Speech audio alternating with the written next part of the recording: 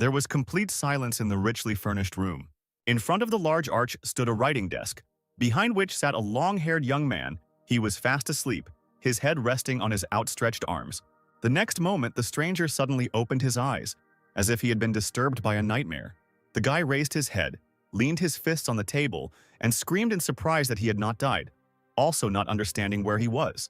The last memories were of an extremely unsuccessful and stale dinner in a restaurant, then a night spent in a hospital ward.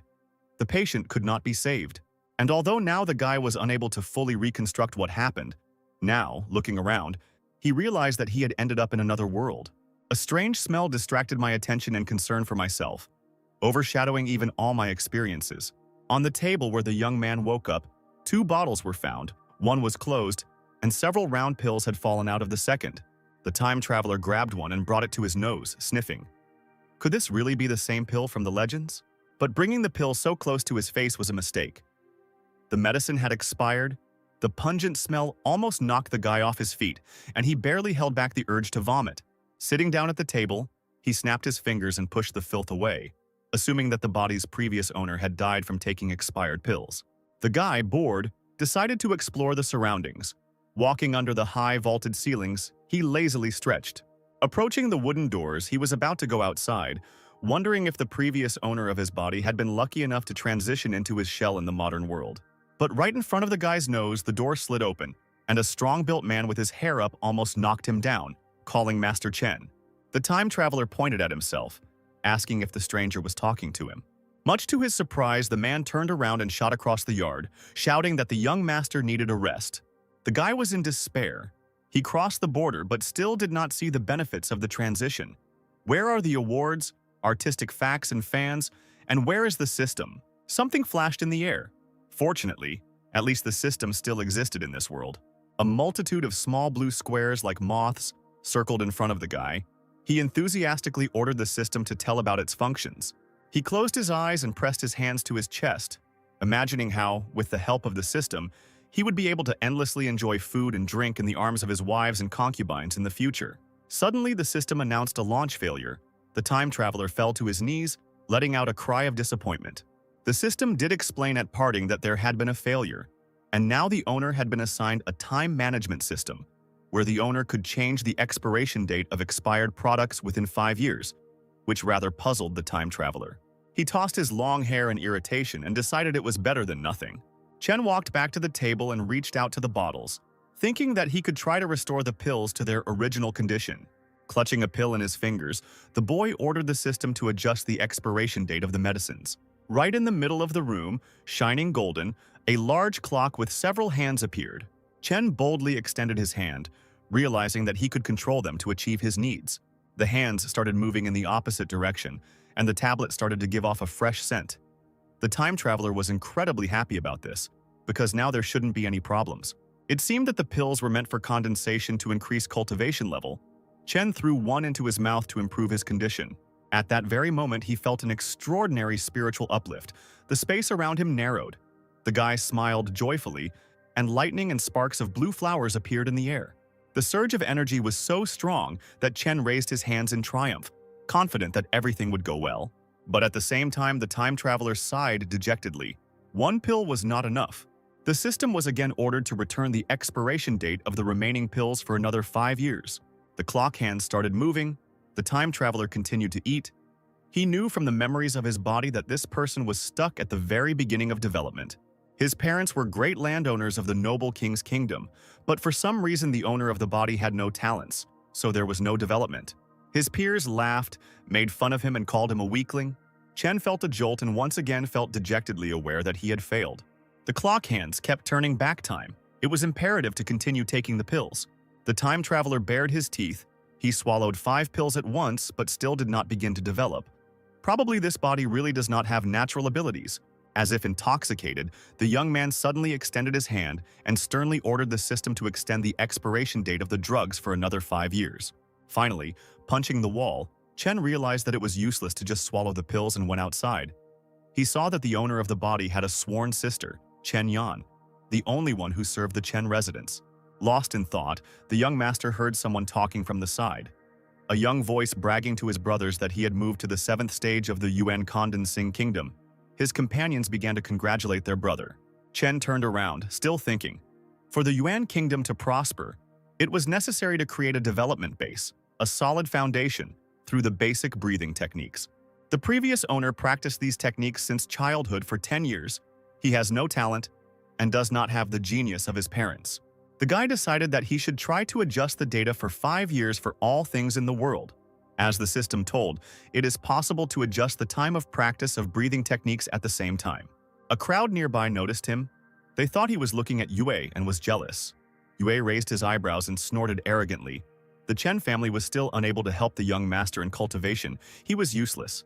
There were rumors that Chen Xinyuan had come to Cheng's mansion to cancel his admission to Huangwu Academy due to the fact that Chen Dao had not yet begun to cultivate, a decision that was tantamount to death. Dao, fired up by the idea, ordered the system to increase the time of his practice of the basic breathing technique by 5 years. The watch sparkled gold, the hands flew. The guy joyfully shook his fist. It worked. The human mind began to fill with a huge amount of thoughts about this technique, and the increase in skill occurred instantly. Feeling much stronger at all levels, Dao joyfully exclaimed that the cultivation space had opened up again. He sat straight down on the stone floor in the lotus position, with his fingers together, and began to practice the basic breathing technique. This technique was spread for 10 weeks. This time was a record for its predecessor to study it. Now, after increasing the skill by 5 years, the cultivation time will surely increase. Time dragged on, but with the cultivation of Dao, I didn't feel it. Finally, a whole 16 weeks passed. The boy looked at the blue glow of his palms with delight. He was able to advance to the Yuan realm thanks to the increase in the effectiveness of the basic breathing technique. Time compensates for the low status. Dao walked along the pavement through the stone arch. He knew that there would be a big show at Chen's estate today, and this was the reason for the death of his predecessor, who ate expired pills. Meanwhile, in the main hall of the Chen estate, many nobles had gathered, and on the dais in the center, on a high throne, sat a stately girl. She sharply spoke out against some decision. Yuan, with a sly smile, convinced Yan that until the master and his wife returned, junior brother Dao was not suitable for this path of cultivation. Yan replied irritably that the master and his wife had built this house. Even after their disappearance, the entire territory belonged to the heir. Yuan had no right to deprive him of his place in the Huangwu Academy. Moreover, the girl's warlike nature did not allow her to remain silent. She also told the man that, being orphans from Dao, the master's family had taken them in. Without them, the children had died of hunger and frozen to death on the street. Yuan, hurt by the young heiress's words, angrily raised his voice at her, saying that she could not solve the estate's problems alone. She had already been accepted into the academy. Several men from the crowd supported Yuan, calling Yan spoiled and Dao an unworthy student of the academy. But the girl, rising from the throne, declared that after the disappearance of the owners, the city was left without a leader, and called the men schemers. Yuan jumped up from his seat when Yan accused him of aiding her in getting a place on the admissions committee. He shouted that the girl was not the only one dictating the rules in the family, and that only the young master and his lack of ability could be blamed for the problems. As if by magic, after these words, Dao entered the hall, grinning and asking why he had no abilities. He stopped at a distance from the dais, but so that all the advisors could see him, and announced that he had arrived on time. Yan asked worriedly what her brother was doing here. He replied with a smile that he had only come to look around. In fact, the time traveler was not so frivolous, and knew that all the squabbles were happening because of him. After their parents went missing, Yan's older sister took care of her brother like a mother. She stands firm against stubborn advisors and takes care of the family's affairs, protecting it. The sister ran up to her brother, asking him to leave, because the girl would take care of everything herself. Yan felt that she had to force the young man to leave to prevent others from using his cultivation as leverage. But the doors slammed shut with a crunch, and Yuan, smiling evilly, suggested that they talk about pressing matters, since Dao was here. He, taking advantage of the moment, deftly ran up the dais and sat down on the throne, propping his chin up with his fist. He was surrounded on both sides by frowning Yuan and Yan. His sister crossed her arms over her chest and demanded that her younger brother obey her. When Yan made scary eyes, hinting at danger, her brother suddenly grabbed the girl by the wrist. All the irritation left the girl's face. She was surprised by this gesture because Dao had never shown such courage before. The time traveler surprised her even more by saying that his sister should relax and trust him. Dao leaned back on his throne and waved his hand, calling for those who wished to speak. Yuan addressed the young man by name, but he rudely interrupted him, ordering him to address himself as nothing other than young master. The man recoiled from the unexpected change in the character of the previously gentle son of the master. He knitted his eyebrows together, seriously informing about the proposal to refuse admission to the academy, because the heir had not yet begun his cultivation. Dao laughed, asking who here was so outstanding that he would take his place. The man hit his chest, imagining Liu Tinger as a good option, young and with an excellent upbringing. Yan reproached Yuan for the matchmaking because the girl was his fiancée, and the advisor completely lost his shame.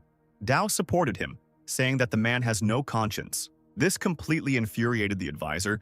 He almost attacked the brother and sister with his fists, shouting that Tinner had started cultivating 5 years ago and could compare to the young master. Dao rose from the throne, telling Yuan the reason why the Tang dynasty provided free education to aristocrats.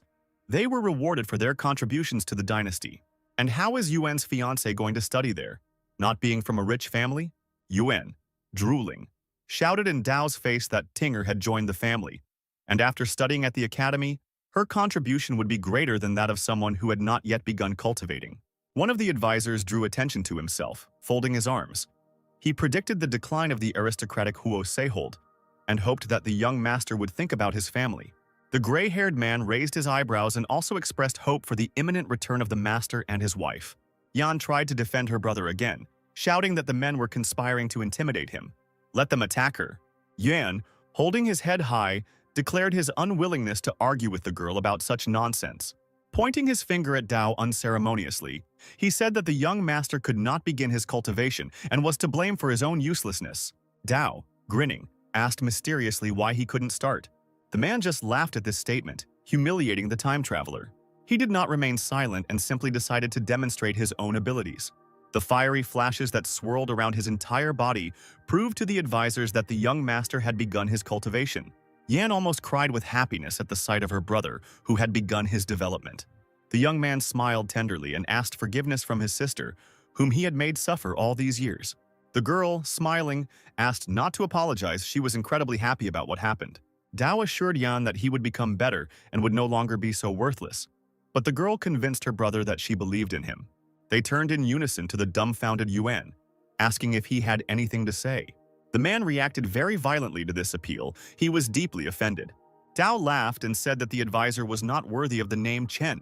Yuan, trying not to lose his dignity, smirked and tried to humiliate the young man again because he had not been able to show the ability to cultivate for so many years and had only learned to talk nonsense. He addressed those present, mockingly drawing attention to the slow development of abilities, which would probably continue in the future. Yuan concluded his speech by saying that the young master should not enter the academy. Yan couldn't stand to see this and activated her magic, angrily addressing the advisor who dared to bully her brother. An enraged Yuan challenged the girl to shut up as they were discussing official matters. But there was no stopping her. Yan waved her hand, and the advisor was thrown several meters away from the place where he had just stood. The man was so taken aback that he couldn't find anything to say. Only his chest heaved heavily from the tension. The stunned people present began to discuss the cultivation abilities of the young heiress who managed to push Yuan away, and the girl asked them what they thought of her brother. To her surprise, the men supported the idea of Dao joining the academy. Now that the master was absent, the men close to him had to do everything to support Dao. But one of the advisors scratched his chin and did not change his mind, as he believed that the young master's cultivation progress was too slow, and the Chen family might remain in decline. Yuan, with a mean smile, proposed to arrange a duel between Tinner and Dao. The winner would be allowed into the academy.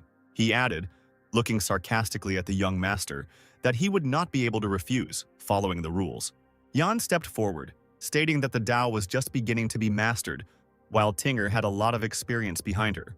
The brother took her by the hand, sternly telling her that he would have to decide this issue himself and that his sister would let him figure it out.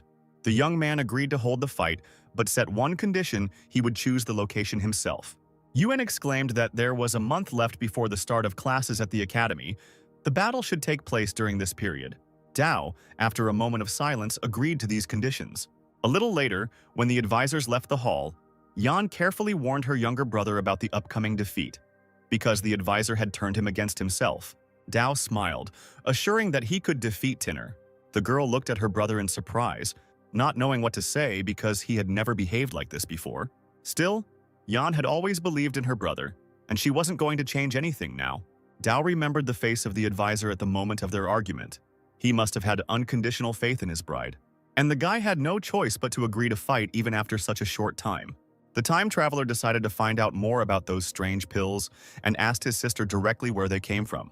The girl cautiously replied that Dao himself had bought them. Smiling awkwardly, the young man scratched the back of his head and tried to justify himself. Recently, he had completely forgotten about everything due to the advancement of his cultivation. The sister added that the pills were sold to the heir by Master Yue from the Qin Prince's mansion. Besides, the brother spent a lot of money on the purchase. Yuan knows about it and will definitely blackmail Dao. Suddenly, the time traveler remembered something about Yu. If the predecessor's memories are true, then he had a good relationship with the master. But after her parents disappeared, Yui stopped communicating with the young man, even selling expired pills. Yan giggled. She thought the pills were effective and helped in advancing her cultivation. Dao didn't hide the fact that the pills had expired. Raising his fist in the air, he accused Master Yue of deceiving him. One can even conclude that she is the direct culprit of her predecessor's death. The sister thought hard. If it is as brother says, then even Qin allows himself to play with the Chen family. Is this because there is no leader? However, Dao believed that the decline of the family only allowed the true faces of many of those close to him to be seen. The elder sister was delighted by her brother's announcement that he would now cultivate vigorously. This showed how much he had matured. Dao walked out of the hall and stopped in front of the tall library building in the courtyard. Now he needs to practice the technique and increase his strength. Those present in the room were surprised as soon as they saw the young master. He practically never visited the library.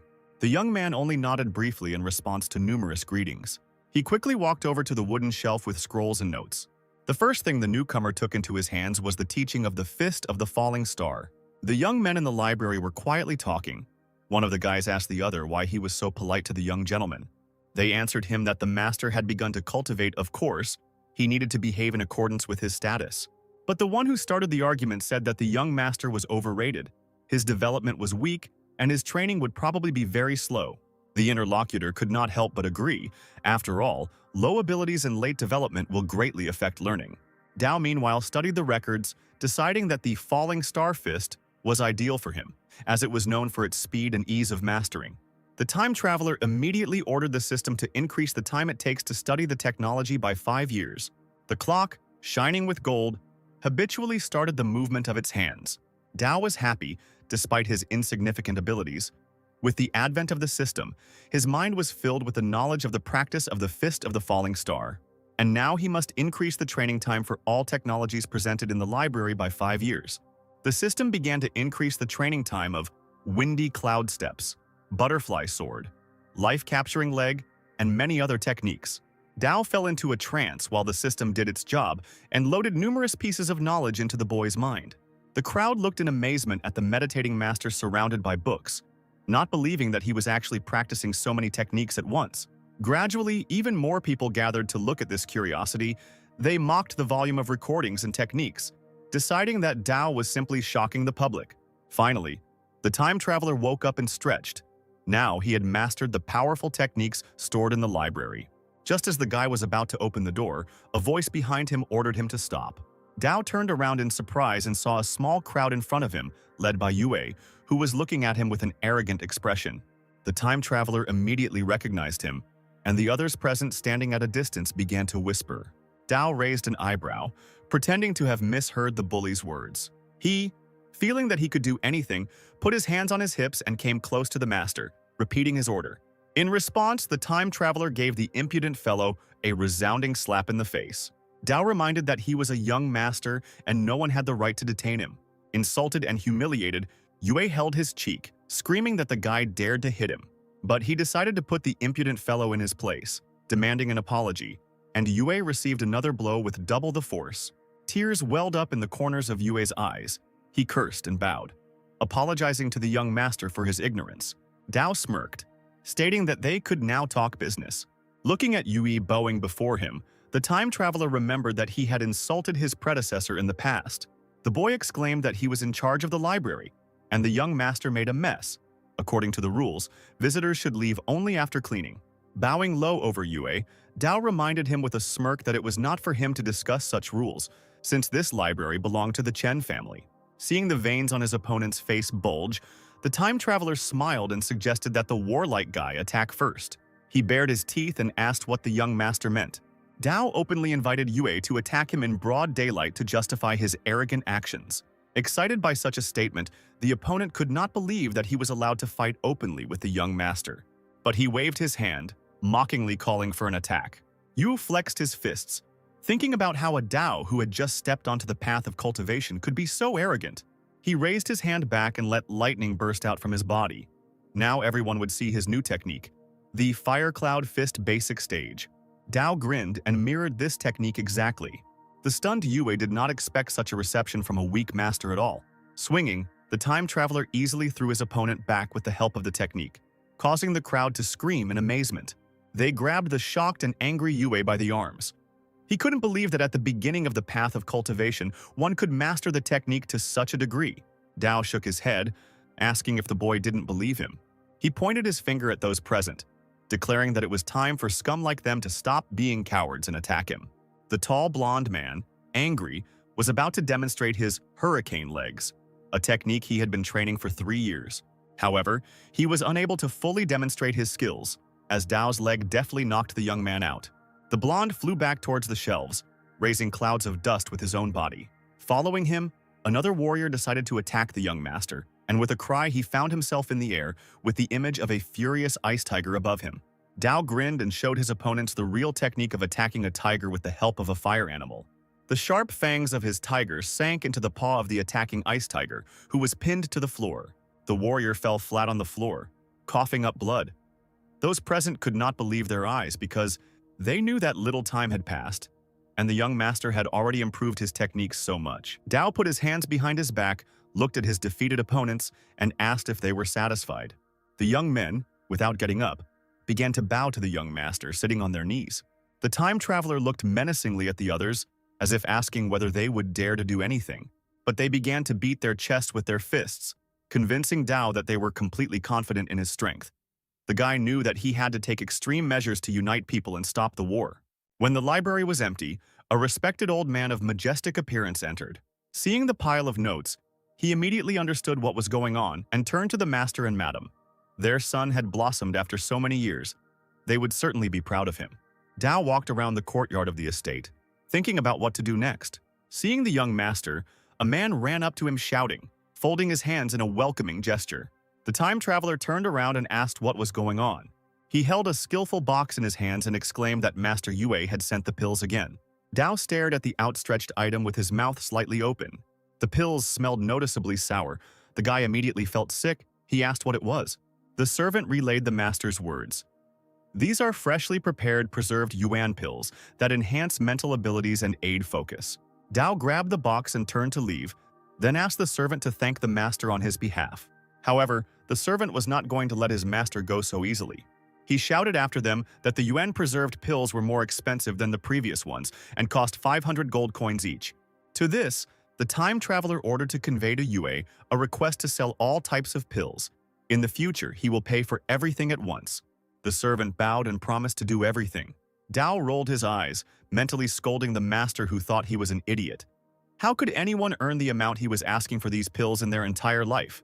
At home, he poured the pills out onto the table and ordered the system to reset their expiration date to 5 years. The hands obediently moved in the opposite direction.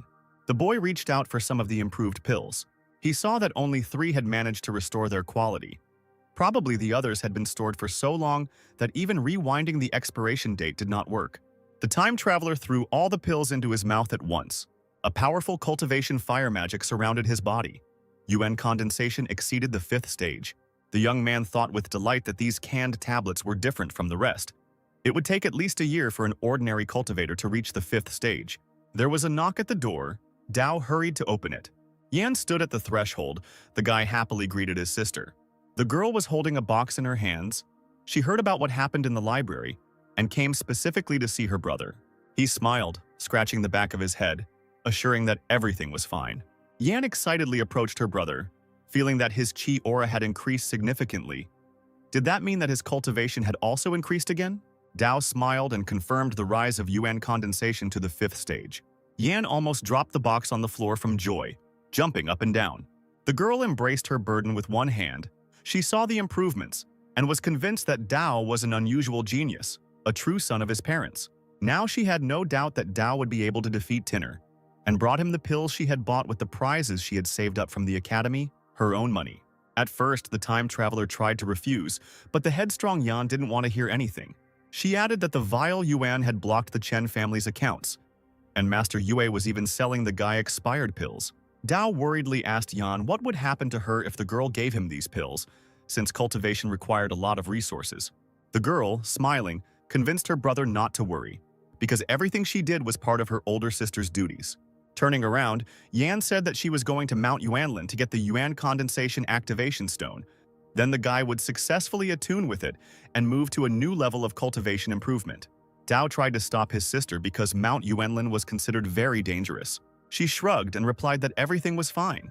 The girl was not an ordinary cultivator. The time traveler made a cute face, clasping his hands in a gesture of supplication. But even this did not stop Yan from leaving. She only said as a parting word that her brother needed to take his pills and wait for her return. A golden chariot with several passengers stopped at Mount Yuanlin. The second prince, the emperor's son, and his entourage. Yan knelt in front of the chariot, clutching a sword in her hands. The second prince introduced her to the beast of all the Yuanling mountains, Zhengning Shou, who guards the highest level stone on the mountains. The prince, in response to the girl's indignant cries, said that he had come here not only to help her in battle, but that he needed a bride to strengthen his position in the eyes of the emperor's father. He pointed his finger at the girl, declaring that she was one of the most outstanding people in several centuries and was the best suited for him. The man assured that he fell in love with the girl at first sight. With her status, talent, and beauty, they would become an ideal couple. Yan stamped her foot, shouting that this was completely impossible. But the prince convinced her that he was very patient and could wait. He waved his long hair and glanced at the huge beast, saying that it would take the stone for itself and swallow it. And if that happens, Shaw will simply disappear. The young lady was not going to give up so easily and immediately rushed at the monster. She cursed. The technique she used wasn't much help in fighting such a giant. Shao waved his paw and pushed Yan back. She grouped herself and landed successfully on her feet, the hem of her dress falling gracefully after her. The girl clapped her hands, and a majestic, magical female figure of extraordinary beauty appeared behind her. Yan used the heavenly fairy seal technique. The second prince watched the unfolding battle with rapture and did not interfere. Scratching his chin, he thought with satisfaction that Yan really lived up to his reputation. This was the first time he had witnessed a heavenly art that had emerged from fantasy. The prince's confidant said that such power rarely manifests itself, even now, when the image of the girl's heavenly power has not yet been fully formed. The old man advised the prince to win this person in order to become like the sun in the sky with incredible achievements. Meanwhile, the rivals waited for someone to make the first move and watched each other carefully. Finally, Yan raised her right hand and straightened it, ordering the image to detain the enemy. The woman's beautiful face lit up with a bright light. She was ready to carry out the order of her mistress. The beast stood on its hind legs, trying to increase the success of its attack. He threw his head back and growled loudly and shrilly, revealing rows of sharp teeth. The monster created a dangerous field around itself and began to transform. Yan immediately realized that this was a bad sign, and the next moment the monster grew huge golden wings and rushed forward. The girl stepped back, stunned by what she saw. Even the second prince and his minions did not expect this. The beast, opening its mouth wide, put its paws forward and flew straight at the cultivator. She, controlling the magical image, forced the figure in the air to repeat her movements. The woman put her hands forward, defending herself from attack. The beast flew through it, making a hole in the translucent entity. Yan looked ahead in shock, as well as at the trail left by the monster. The prince's follower exclaimed that this was no ordinary show beast. It had the blood of the phoenix god flowing through it. Yan was not Shu's opponent, since her heavenly power image had not been formed. If their battle continues, the girl will undoubtedly lose. After these words, the beast swung and struck with a powerful paw at the place where Yan stood. The prince, seeing that the girl had managed to regroup, ordered his followers to immediately help his bride obtain the Yuan spiritual stone. One of them tried to object to the ruler, suggesting to wait until Yan was in a critical situation to accept the prince's terms. But he was not stupid, and recognized the uniqueness and pride of the girl. She would prefer to die than bow before him. The man ordered his minions to help Yan, and perhaps then he would be able to conquer her. The old men obediently carried out the order, hanging directly over the beast. The lady looked at the unexpected help in surprise. The men fired 2 powerful beams of purple and yellow at the beast. After some time of fighting, Yan managed to jump right on the monster's head, causing it to open its mouth. He spat out a powerful stone, and the girl caught it and squeezed it tightly in her palm. The trio watched as the beast flapped its wings and flew away. Such a monster with the Phoenix God's bloodline did not fall before noble king stage cultivators. The second prince, his golden robes glittering, landed softly on the ground behind Yan. He congratulated her on acquiring the Yuan stone. Even he himself couldn't obtain a stone of this level when he broke through to the new stage of Yuan condensation. The girl thanked the prince and was about to say goodbye to him, citing urgent matters. The prince, crossing his arms over his chest, silently glanced at the girl's graceful figure. His follower turned to the prince, asking if this person was not too proud to leave just like that. But the man didn't care, because this is the kind of girl who deserves a real prince.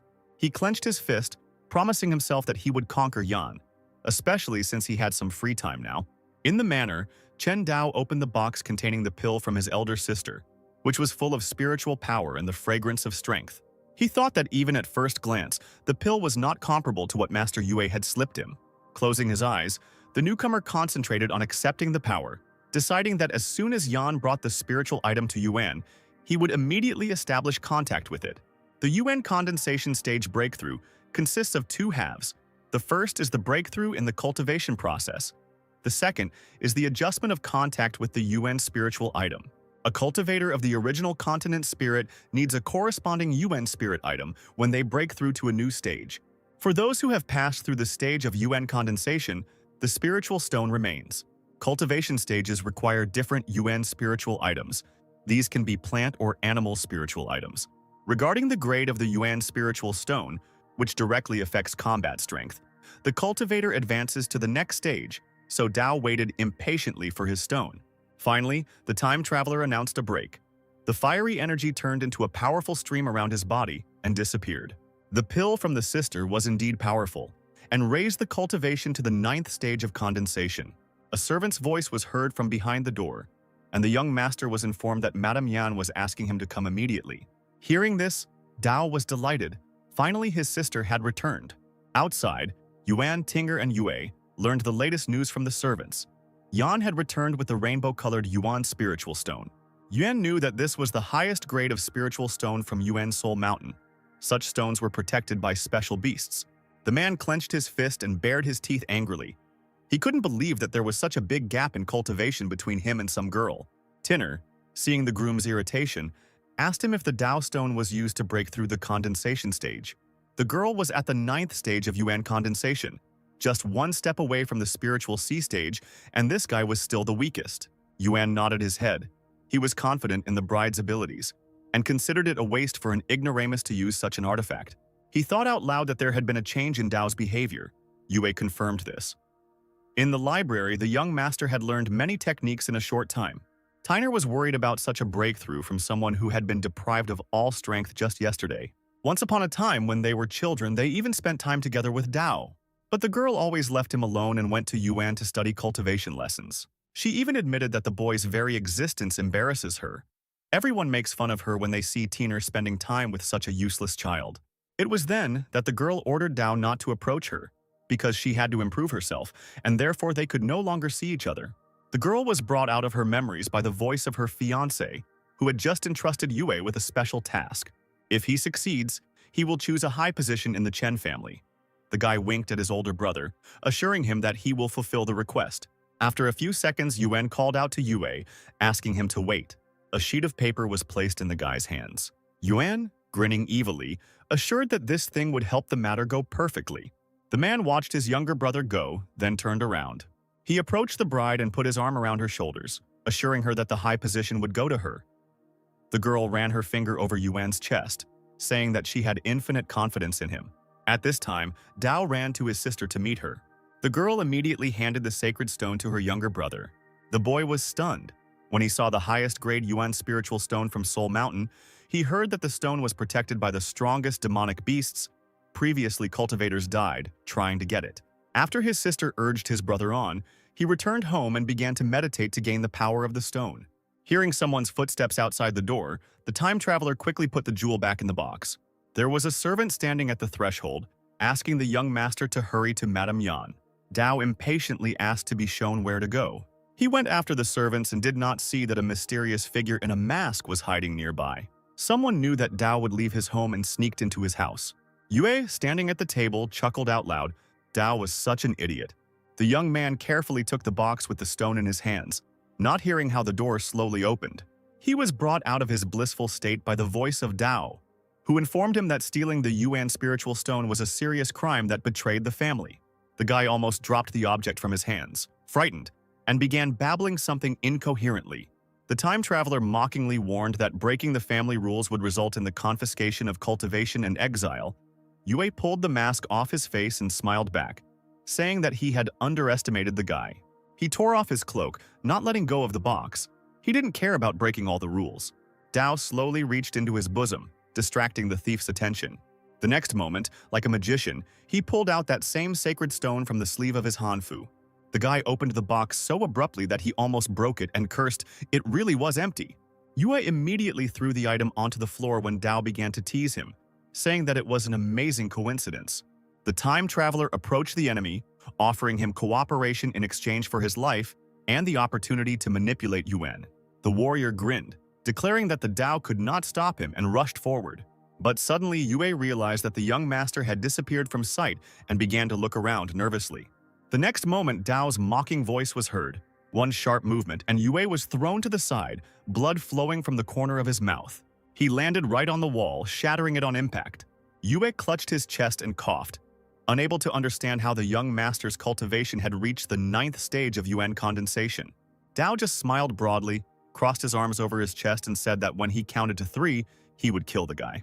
He raised his hands up, not intending to give up at all. He took out a heavenly talisman from his pocket, waving it around, boasting that the power within it was equal to a full-force strike from a cultivator at the peak of the spiritual sea level of cultivation.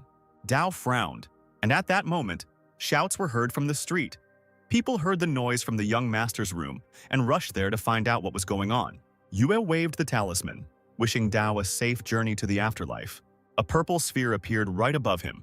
The warrior pointed his hand towards the young master, commanding lightning to kill him.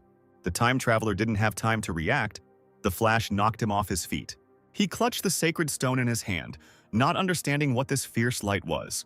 Lightning, much larger than the previous one, coiled around his body like a snake, lifting the newcomer into the air. He opened his eyes wide, thinking that he would meet an inglorious end. But when he realized that he was still breathing and remained unharmed, he turned his gaze to the rainbow Yuan stone in his hand. It had split right down the middle. Yue growled, not understanding why his magic didn't kill the young master. He raised his hand again, commanding the light to kill Dao so that no one would know what had really happened today. But it seems that everything did not go according to plan. His own power went against its owner. Yue screamed silently, his eyes rolling back and steam coming out of his mouth.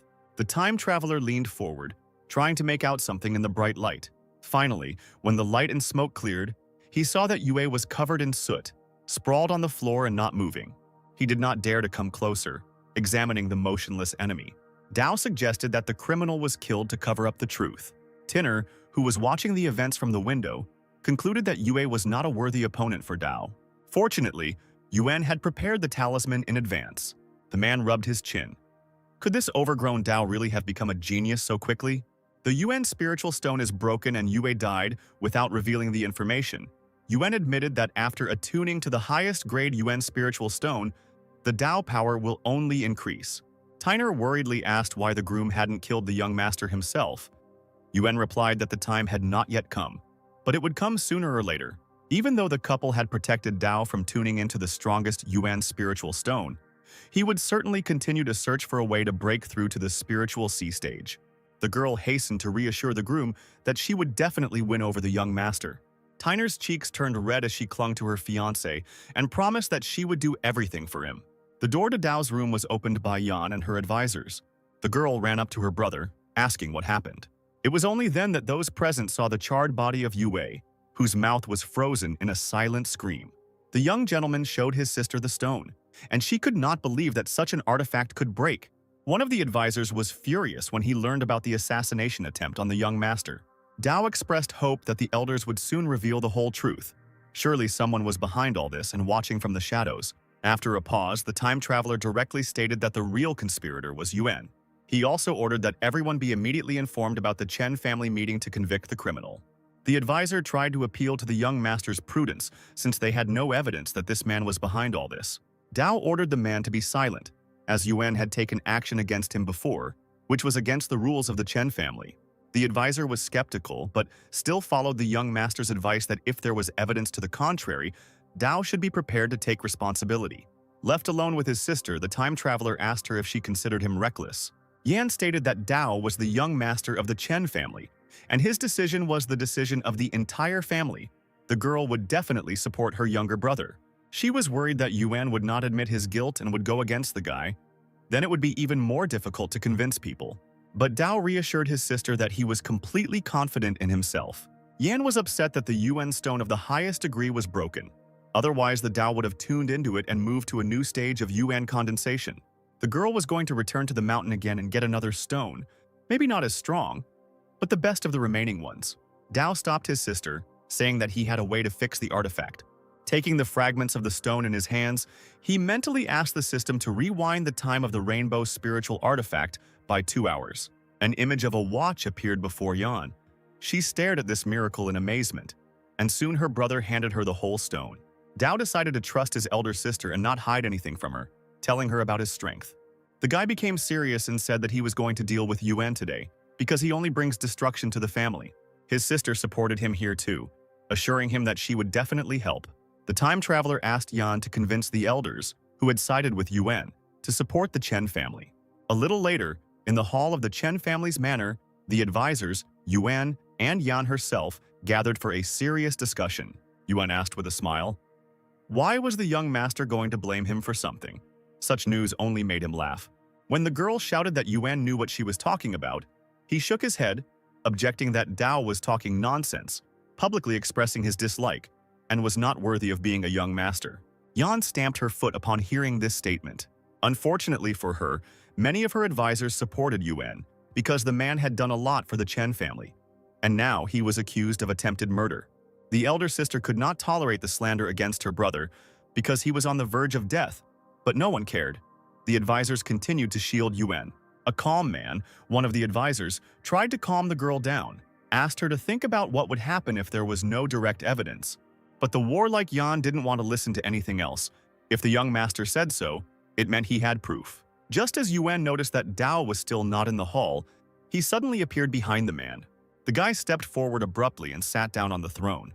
He propped his chin on his fist and asked Yuan who he thought he was and why he didn't respect the young master. The man gritted his teeth, but still folded his hands in greeting, loudly greeting the boy, and the elders did the same. Dao asked everyone to calm down, and he told all the men to sit down. But when Yun went to his place, the time traveler stopped him, ordering him to stand. The man asked with a smile what happened. When the boy asked if he knew about his crime, Yuan crossed his arms over his chest and declared slander and the consequences.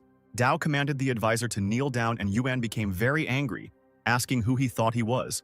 Then Dao called his sister for help, and without further ado, the girl waved her long sleeves and flew into the air.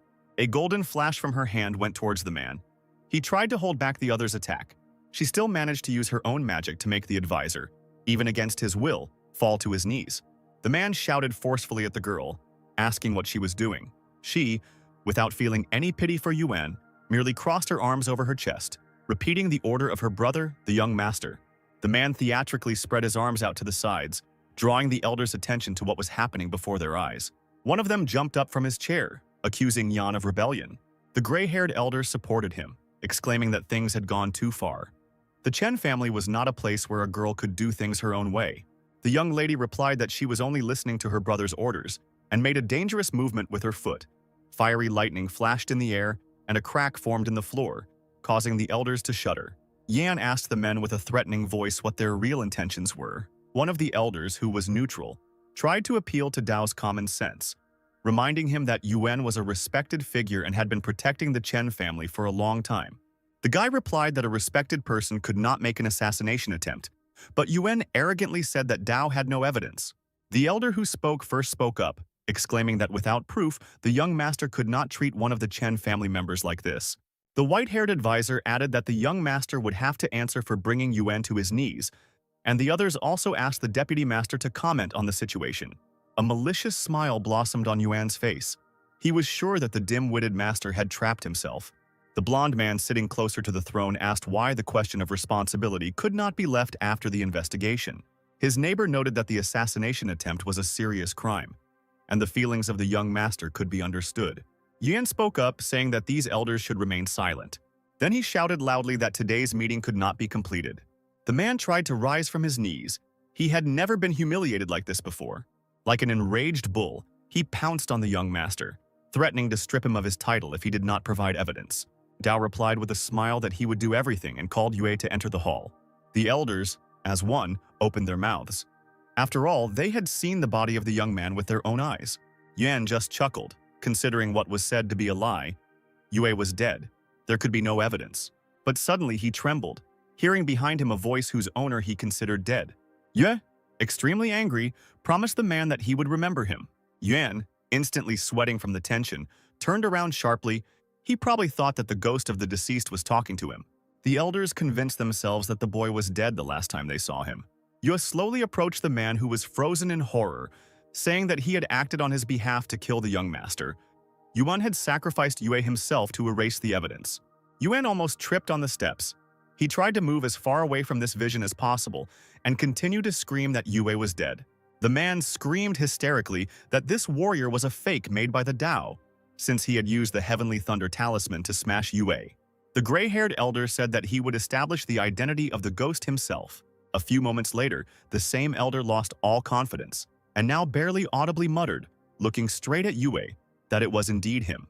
Yuan stepped back, the hair on his neck almost standing on end from the paralyzing shock. The time traveler pointed at him, asking what else he could say about himself. A few hours ago, when Dao stood over Yue's dead body, he shook his head, saying that he was very lucky. Having created a bright flash in his hand, the boy asked the system to turn Yue's time back 2 hours. For the first time, he tried his powers on a person, but for the sake of proof, the warrior had to be resurrected. Yue opened his eyes and sat down on the floor with a deep sigh, clutching his chest. He looked at his own hands in surprise, while sweat was pouring down his face. The young man could not believe that he was not dead. He turned to the silent Dao, shouting that it was impossible. But the time traveler just received a system warning that the time adjustment function cannot be used to influence the life and death of people. The system may explode next time. Yue, having come to his senses a little, timidly approached the young master, realizing that it was he who saved him.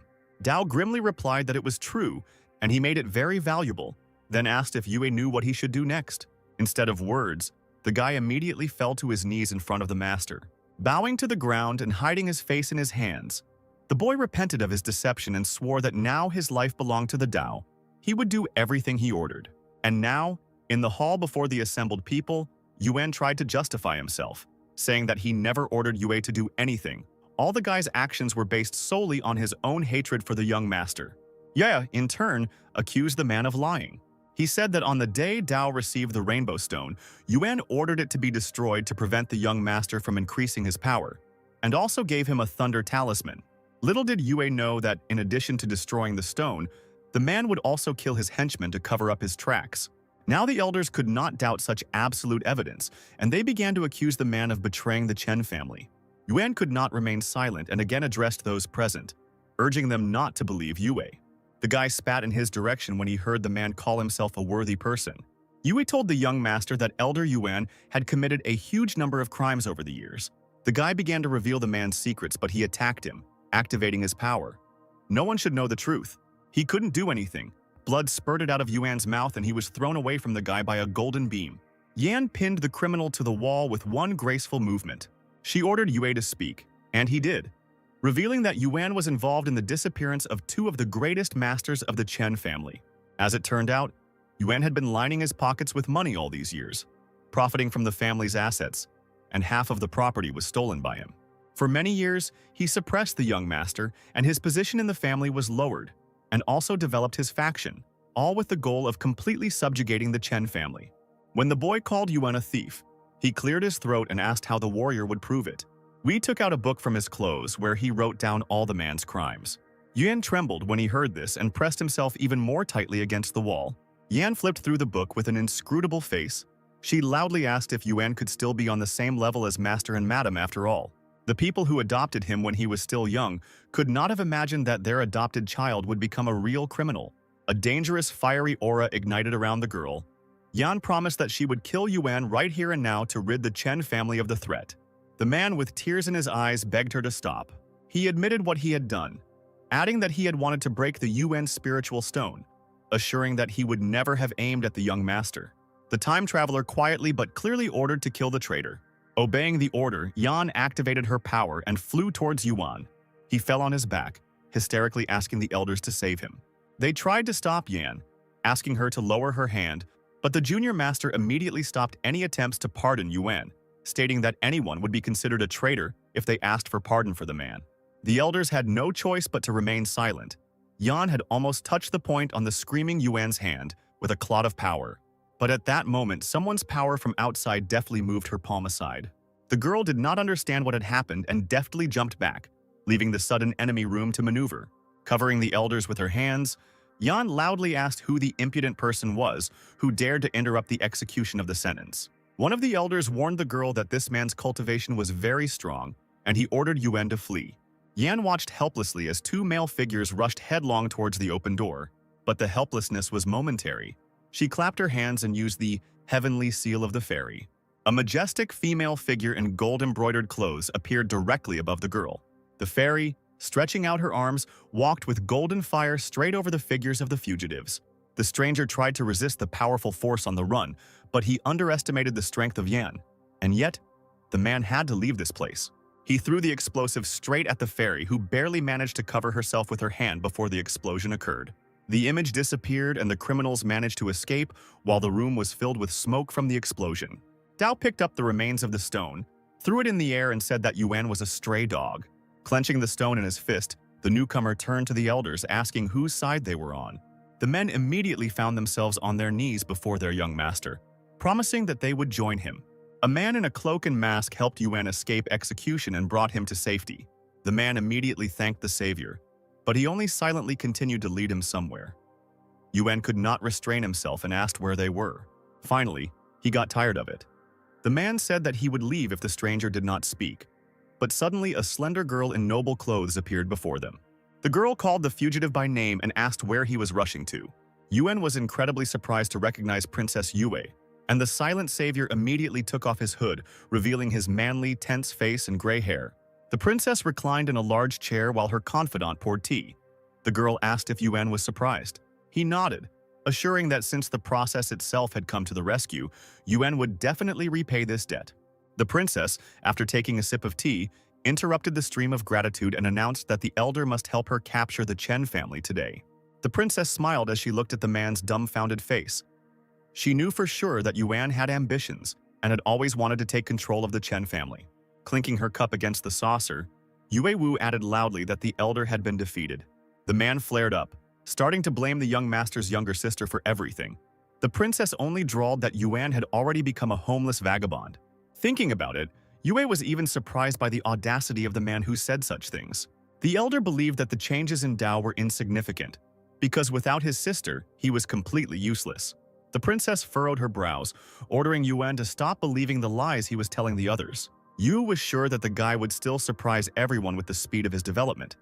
Because he was the descendant of a noble king, and the master's parents were great rulers, he should not be underestimated. Yuan, hearing this, clicked his tongue in irritation.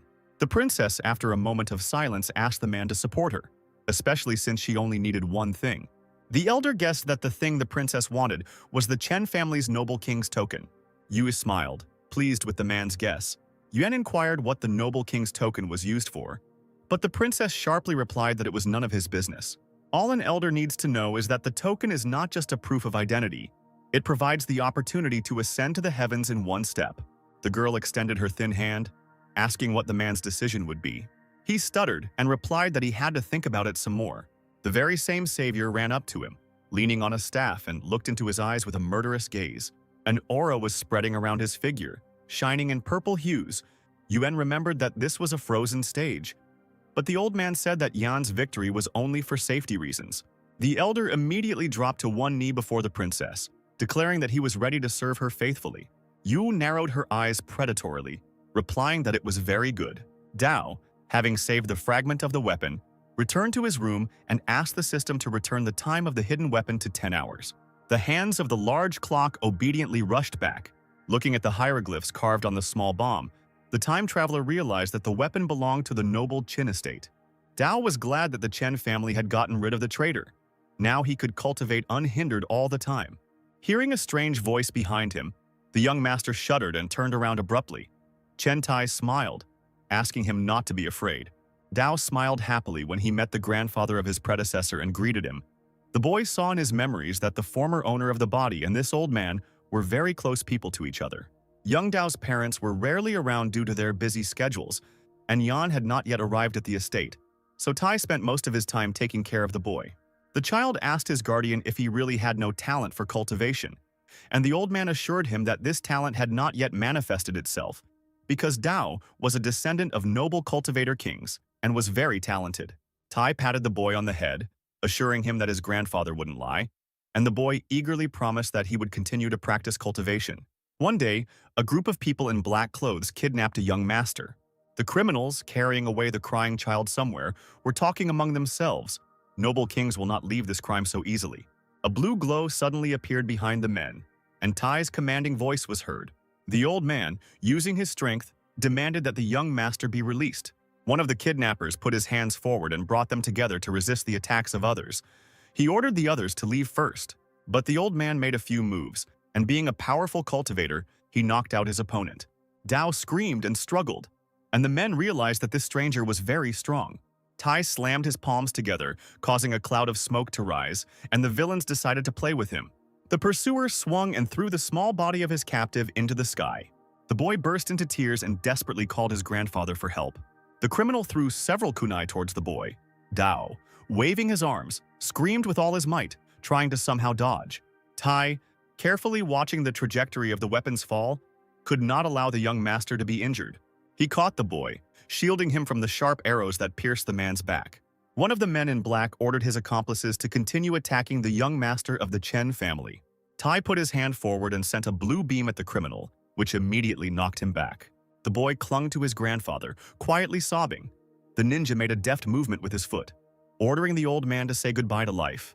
Tai, tightly hugging little Dao, fell to the ground, taking the full impact on himself. Quickly getting up, the old man put the boy on his feet and hid him behind his back, assuring him that no one would touch Dao as long as his grandfather was here. After that incident, Tai suffered serious injuries and took a long time to recover, but was always close to his predecessor. The man said that he had been closely watching Dao, who was faster than lightning, had grown greatly, and was worthy of being called the descendant of a noble king, asking the boy not to be left without protection. The time traveler asked if the grandfather was referring to the threat coming from the Qin estate. The old man said that Fenyan City was guarded by 3 royal families, including Chen, and there was also the Qin Manor. As long as Dao's parents were here, no one dared to cause trouble. Tai took out the box, saying that the master did not want the man to interfere in his son's affairs unnecessarily. But now, in order to see things in their true colors, Tai must give something to the master. The time traveler extended his hands and asked what kind of thing it was. Tai explained that before the lords left, he gave instructions for the day when the young master would take control of the Chen estate. Dao's fingers trembled as he asked if he could open the box. Tai warned that it had the seal of a master on it, and the box could only be opened when the young master had reached a certain level of cultivation. The predecessor missed his parents very much, so the time traveler asked Tai about it. He replied that there was no need to worry about them. After all, the parents were noble kings of cultivation. The cup shattered with a clang, spilling the remaining water around. And the servants listened with frightened expressions to Tinger's cries that the entire Chen family was held together by Yuan's efforts. The girl paced the room angrily, indignant at the unfair accusation against her fiancé. She bared her teeth, cursing the powerless young master who had nothing but his personality. Tyner turned on her heels, loudly declaring that she would go to the elders to have them abolish the position of young master. The girl heard someone calling her and turned around abruptly. She saw Yuan and immediately ordered the servants to leave the room and not tell anyone what had happened. Tyner promised that she would kill anyone who spoke out and make sure that his mortal body was buried in the ground. The rumors trembled and swore that they would not tell anyone anything. Behind their backs, Tyner approached the groom with love in her eyes. The girl began to feel the man, as if making sure that he was really in front of her, asking if everything was okay. Yuan immediately said that he came for an important reason. The bride assured him that there was no need to worry. She will definitely achieve justice. Yuan said that the priority now was to undermine the prestige of Dao and prevent it from taking root in the Chen estate. Tyner understood the groom at a glance, so she immediately asked what she needed to do. The man reminded him of the upcoming battle, which needed to be carried out immediately, since Dao was left without the Yuan spiritual stone and would not be able to comprehend the spiritual sea. Even if he achieved it, the guy would only be able to tune in to an ordinary object. Tyner nodded. She would challenge the young master to a competition tomorrow. Meanwhile, Dao was meditating in his room, thinking that in this world, only the strong are respected. Becoming a noble cultivation king, he will be invincible, reaching the level of the spiritual sea. The youth's body was filled with an incredibly powerful energy of delicate blue flowers. After breaking through to the level of the spiritual sea, the energy will manifest in the dantian inside the body. The size of the spiritual sea determines the amount of qi a cultivator can hold, and this determines the strength of the cultivator. But as long as the attunement to the spiritual item is strong enough, one can change the fate of the cultivator. The time traveler received a system notification. The cultivation level has been increased. The time adjustment range has been increased to 50 years. The system is now even more useful under this condition. Previously, 5 years of adjustment was too little. Dao clenched the stone in his hand. This spiritual artifact is very strong, but this does not mean that there is nothing more powerful than it. They say that the Yuan spiritual stone increases its power over time. Dao decided to order the system to shift the time of the Yuan spiritual stone by 50 years. Sitting in the lotus position, the time traveler felt the artifact rise into the air. The hands on the clock began to move. Streams of power passed through the room. The guy felt the changes when it was all over. The stone in his hands seemed to be on fire, throwing off golden lightning. But suddenly, thick streams of air blew upward from the artifact, and Dao was surprised to see that the stone turned black after the system's actions. The time traveler looked out the window and stared in amazement at the black sky with its hurricane of clouds and lightning. It seems that this spiritual stone has influenced the weather. There is a legend that only objects above normal levels that have achieved immortality can cause thunder in both the sky and the earth. Princess Yue looked intently at the unusual sight. Against the backdrop of the blue sky, lightning was raging and thunder was rumbling in one area. She frowned, not understanding what was happening. Her close advisor immediately explained to the ruler that this phenomenon was similar to the discovery of a treasure. The man had previously encountered something similar in the imperial city. The girl wondered if this could be a token of a noble king, because history says that this thing is extremely mysterious and made of extraordinary iron. There was also confusion in other houses, as lightning was visible from all over the city. The fair-haired man realized that this phenomenon was coming from the direction of the Chen Manor. His stately father thoughtfully recalled the line of the noble king with the legacy of the Chen family. He also added that these were possibly traces of the discovery of the greatest treasure, perhaps even the token of the noble king of the family. The heir perked up, asking his father what this token was that all the families were talking about now. It turned out that it was a priceless treasure worthy of cultivators at the level of a noble king. The token helps one overcome oneself. Cultivators can dream of such a thing. The artifact provides the highest mandate, and the ordinary person who receives it can rise above hundreds of thousands of others. The man said that over the past years the noble king's family line had not changed, and no outsider had seen this token. The son asked dejectedly, "What to do now that the young line of the noble King Chen is in decline? Every family can seize this opportunity." The lord ordered the heir to go to the Chen estate to see the artifact with his own eyes.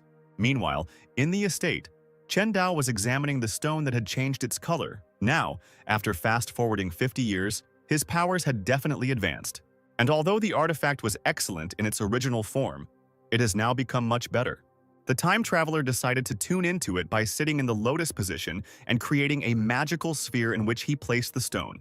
The process of breaking through to the level of the CC also had to be completed. A little time passed, the meditation ended, and the guy suddenly opened his eyes. He realized that the assimilation with the Yuan spiritual stone had been successful, and he was overjoyed. The next moment, Dao found himself hanging in the air in the middle of a vast blue ocean. He realized that after assimilating with the Black Yuan spiritual stone, his spiritual pool had become a vast ocean. He continued to enjoy the echoes of power when he heard someone calling him from the street. If Dao was not mistaken, it was Tinner's voice. The reckless girl ran to his estate, screaming that they must fight, and today is the day that Tyner challenges the young master to a duel. The elders who came up behind her asked Yuan's bride to be careful with her words. The girl turned around and boldly announced to the fifth elder that the matter seemed to be between Dao and her only. Let the others do their own thing. The man condemned the disrespect for the master and urged Tinner not to stand out from others just because of her position in society. She clicked her tongue and walked to the door of the manor, ordering the young master of the Chen family not to hide in his house like a turtle. The elder reminded that only the young master should choose the time for the battle. Tinner should leave immediately and stop making noise. The girl put her hands on her hips, declaring that she would scold the guy until he came out. She shouted that if Dao was a man, let him come out and defeat Tinner. The elder clenched his fists, became seriously angry, and almost rushed at the girl himself. The door slid open abruptly, and the young master of the estate himself appeared on the threshold. Tyner smiled predatorily. Finally, he dared to come out.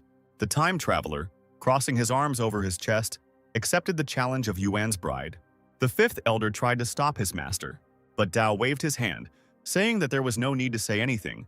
The young master knew what he was capable of. Princess Yue and her advisor walked slowly along the palace corridor, and Yuan ran towards them headlong. The girl stopped and looked at the man in surprise. He was in such a hurry. Was it really something urgent? Yuan happily announced his decision to send Tinger to fight. Then Dao's position would be completely destroyed. The elder would be able to return to the Chen family and help the princess get the token. The girl promised to make Yuan the master of the Chen estate if she succeeded, and she herself hurried to the Chens because an unusual phenomenon had occurred there today. The nobility of the city was already gathering on the estate grounds. The fair-haired youth waved his fan and greeted Princess Yue, who had come to the young master to collect her debts, and they gathered together in front of the large gate. Yan and Dao had already met the guests. All they had to do was climb up a small staircase. The boy was sure that he would witness the show, and the princess immediately quietly asked her advisor if he had discovered anything. The man shook his head. The phenomenon had disappeared. There was no information about the noble king's token. Tinger had already pointed her sword at Dao, demanding that the young man return Yuan. Only in this case could the girl refuse the fight. But the young master was adamant. This man was trying to kill him. What mercy could there be? The girl, without lowering her sword, noticed that it was Yue who did it, who had nothing in common with the elder. Everything Yuan did was for the sake of the Chen family. Tinger reminded him of the decline of the boy's family, saying that Yuan only wanted to revive its former glory. Dao rolled his eyes, mockingly asking if his death would allow the Chen family to prosper. Tinger stated that this death was to protect the Chen family from ridicule, since every dog knew about Dao's dismal reputation. Then the time traveler decided to have a serious talk with the girl. He asked if she knew why Yuan sent her to the Chen family. She nodded. She was going to accompany the young master, but he disappointed her, and now she was not going to stay with him. Dao concluded that the girl had chosen Yuan and wanted to stay with him. Tinger acknowledged the youth and courage of the man who was, in her eyes, the best of the Chen family. If he becomes the main Yuan, then Tinger will gladly submit to him.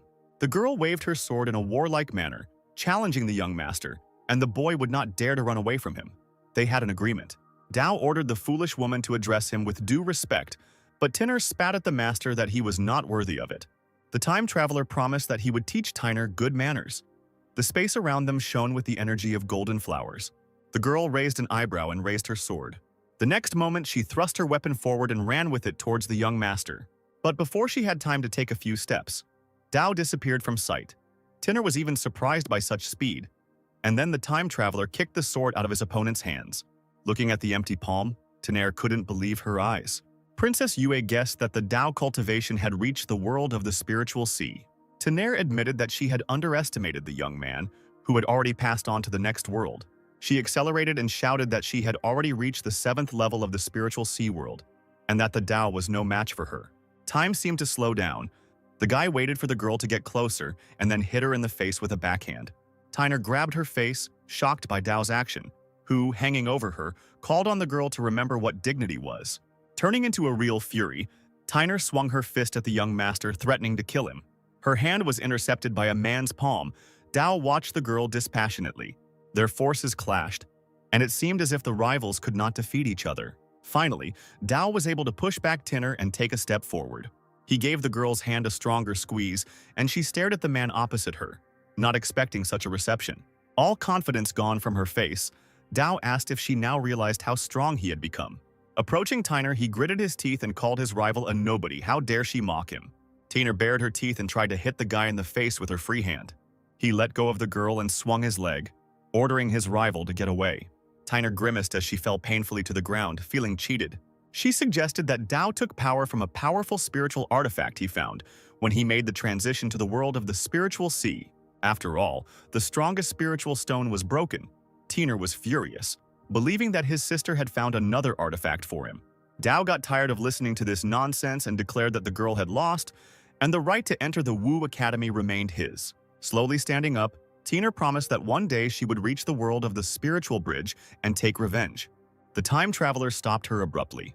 Coming closer, he suddenly grabbed her by the throat, lifting her off the ground. Squeezing her thin neck tighter, the guy reminded her that he had promised the girl to teach her good manners. The next moment, he punched Tyner in the stomach, knocking the wind out of her.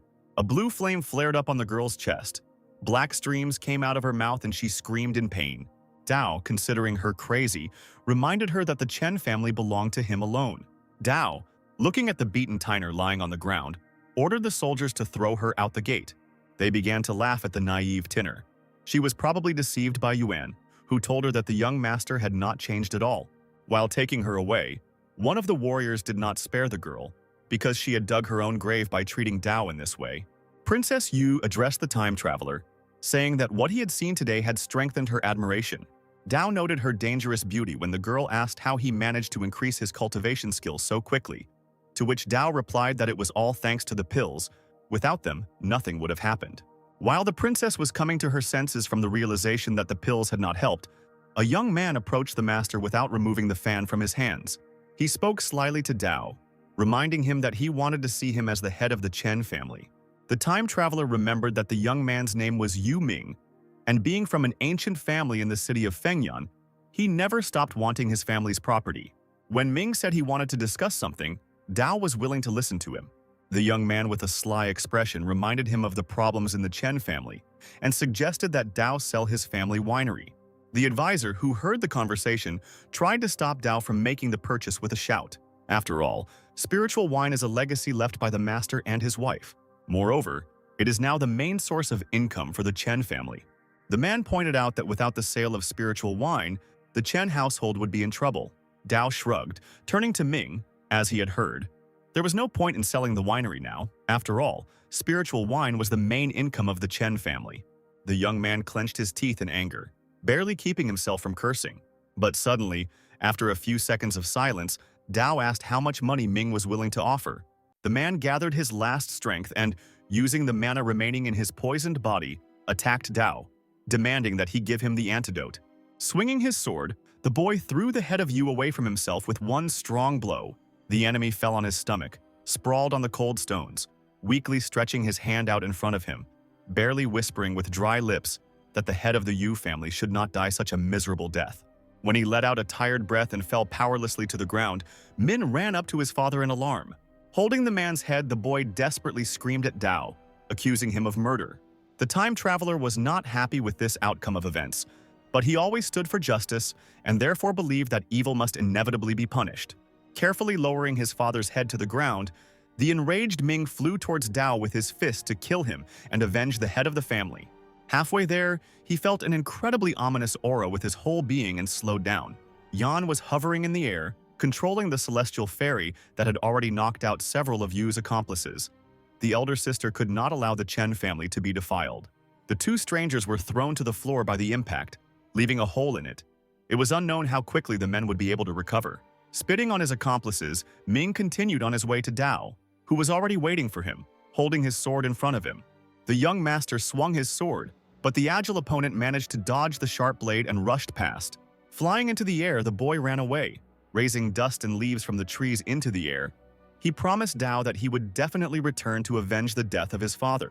The time traveler chuckled and looked after Min with bewilderment, surprised by his indifference, since he didn't even want to take the body of the head of the family.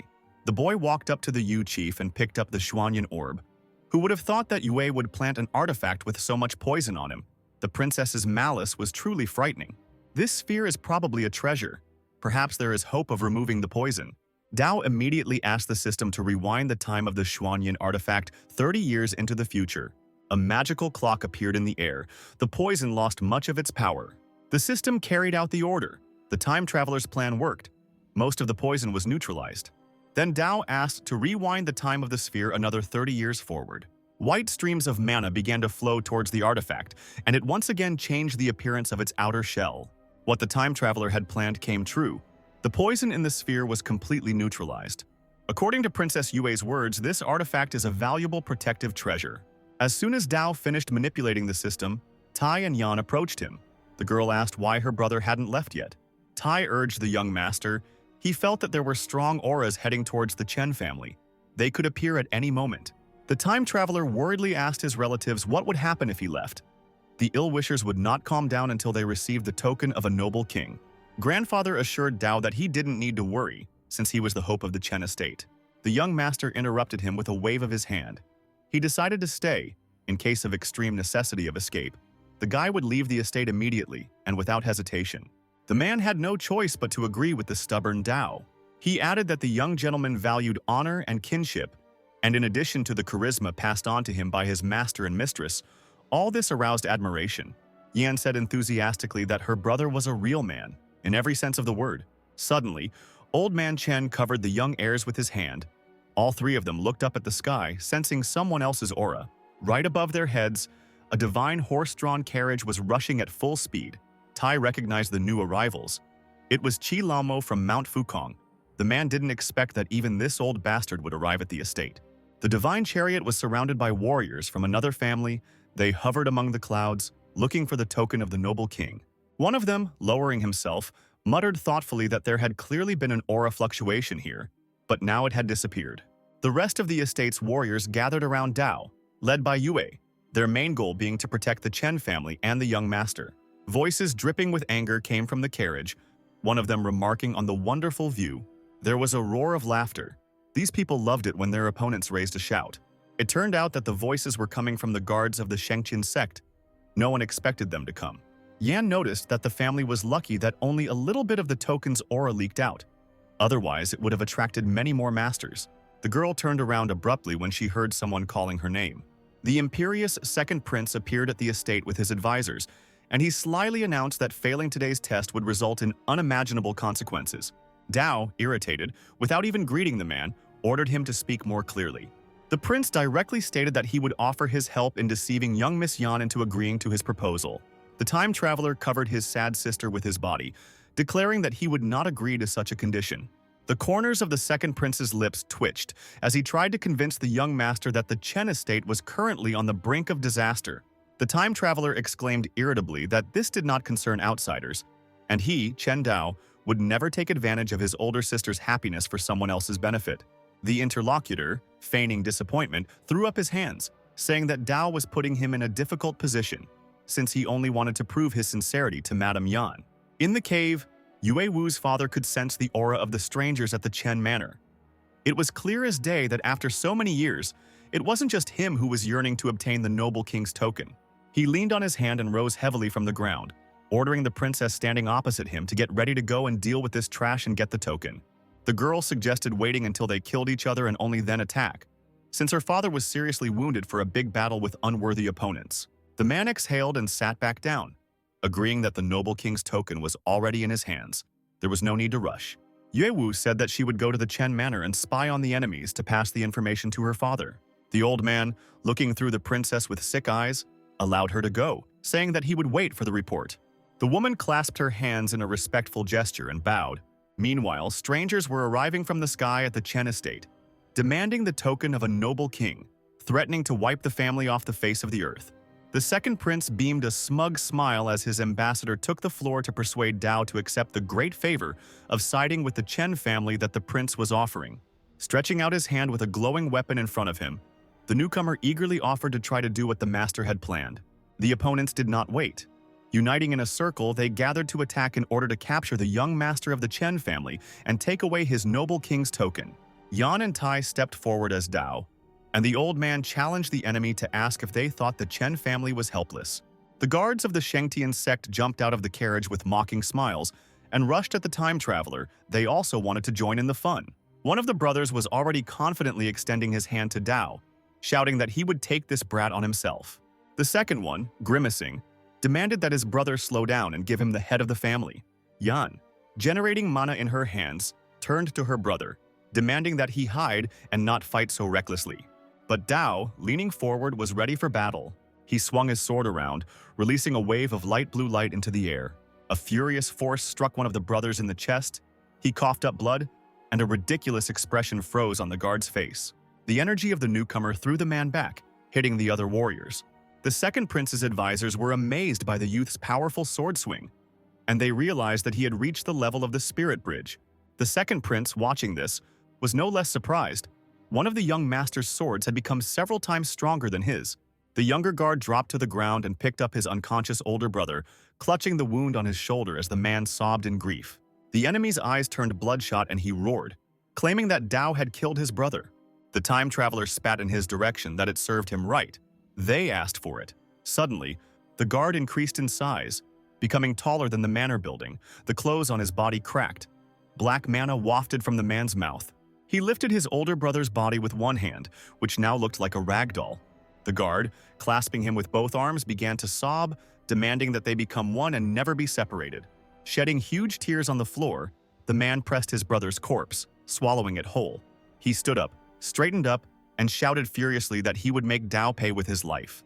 The second prince's confidant warned his master because the aura of the dwarves had grown several times when they united into one. Seeing the giant bending over her brother, Yan screamed, realizing that he was in trouble. She had to protect him at any cost, and immediately flew in that direction, calling on Dharma. A voice rang out from the heavens, saying that the Chen family was now doomed to die. Commanding the huge avatar, the princess ordered the enemy to get away. The sky fairy squeezed the chariot in her huge hand, leaving only splinters of it. But the avatar's palm was stopped by an old figure with a face withered from age. Chi Laomo exclaimed that Yan was just a helpless baby in front of him. The girl screamed furiously, threatening the old man with the destruction of his Fukong mountain if he dared to hinder her any further. Laomo shook his gray hair and fixed his pitch-black eyes on Yan. He would immediately obtain the noble king's token. At the same time, the maddened guard of the Shengtian sect stretched out his huge hands towards Dao, demanding the return of his elder brother. Yu and the Chen family warriors rushed straight towards him to protect the young master. Closing his eyes, the junior guard ran at the men, knocking them down with his fist like bowling pins. The time traveler did not stand aside. He immediately ordered the system to increase his swordsmanship by 50 years. Although he had already mastered this sword technique, it remained to be seen whether the young man could further increase the weapon's power. At the moment when the guard almost grabbed him, Dao realized that he had succeeded. A huge number of secrets about this sword technique appeared in his consciousness, and the power of the weapon increased several times. The wounded Yue jumped to his feet and screamed the young master's name, looking at him tensely. Lamo Yan, who was fighting with the old man, turned around and also saw the giant guard looming over her brother. A long blue stripe from the Dao sword appeared along the junior guard's arm. Then a stream of force hit the man, causing him to stumble back and fall onto his back.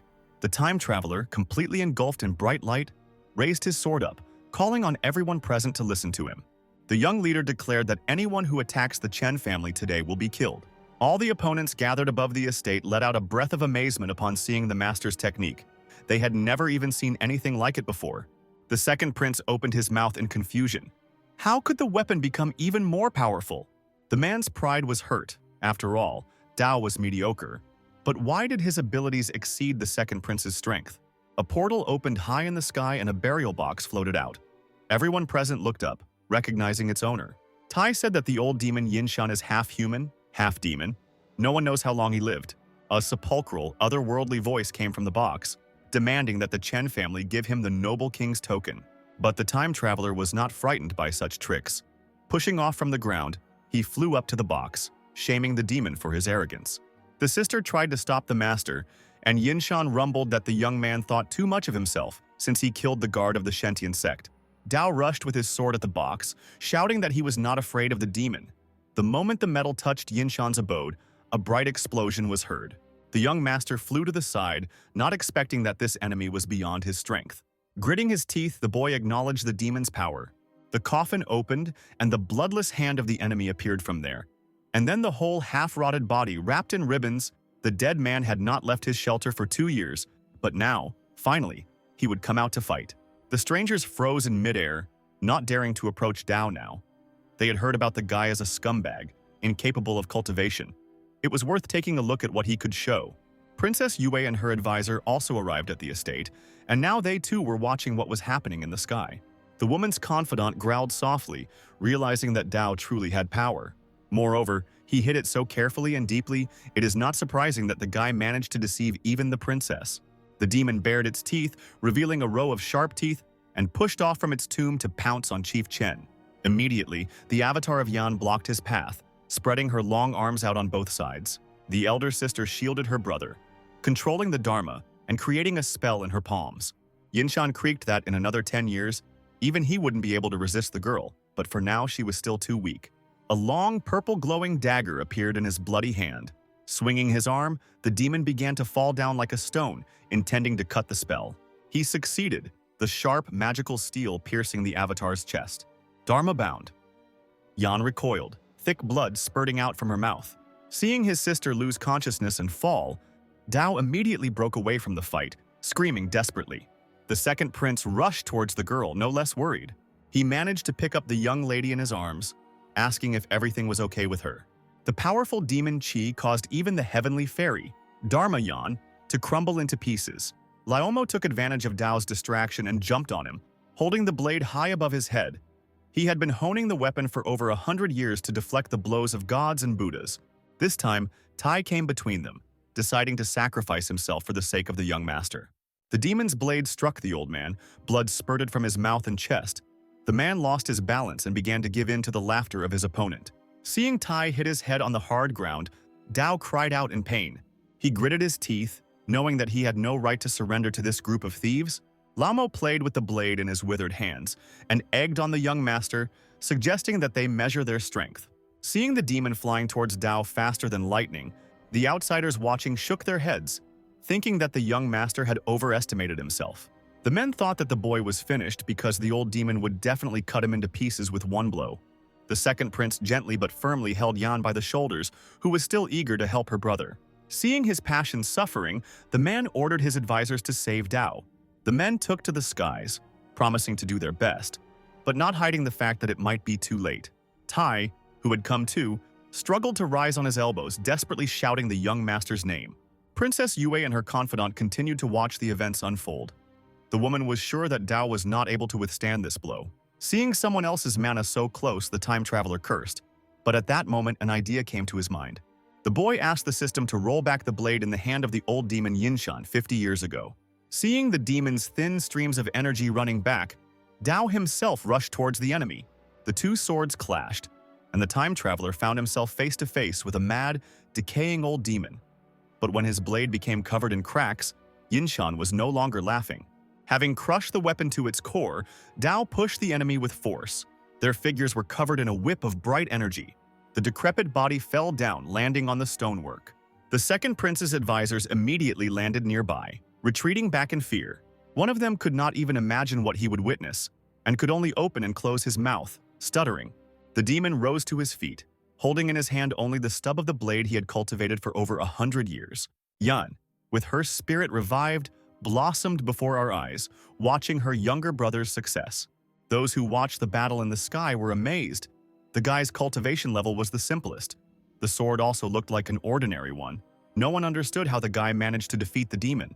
Princess Yue stepped forward, seriously reporting that the young master had amazed her with his strength. But the confrontation was not over yet. Disgraced by how easily a man could destroy the work of many years, Yinshan rushed towards Dao with his bare hands, threatening to wring his neck. At this, the time traveler pointed his sword forward, ordering the old demon to stop lying. The guy brought the sword down on the enemy with all his might, and the blade immediately lit up with an incredibly bright golden glow. The demon, puzzled, stepped back, frightened by this outburst. He looked at the young man in shock, spitting out scraps of bandages falling onto his face, asking how such a worthless thing could withstand his attack.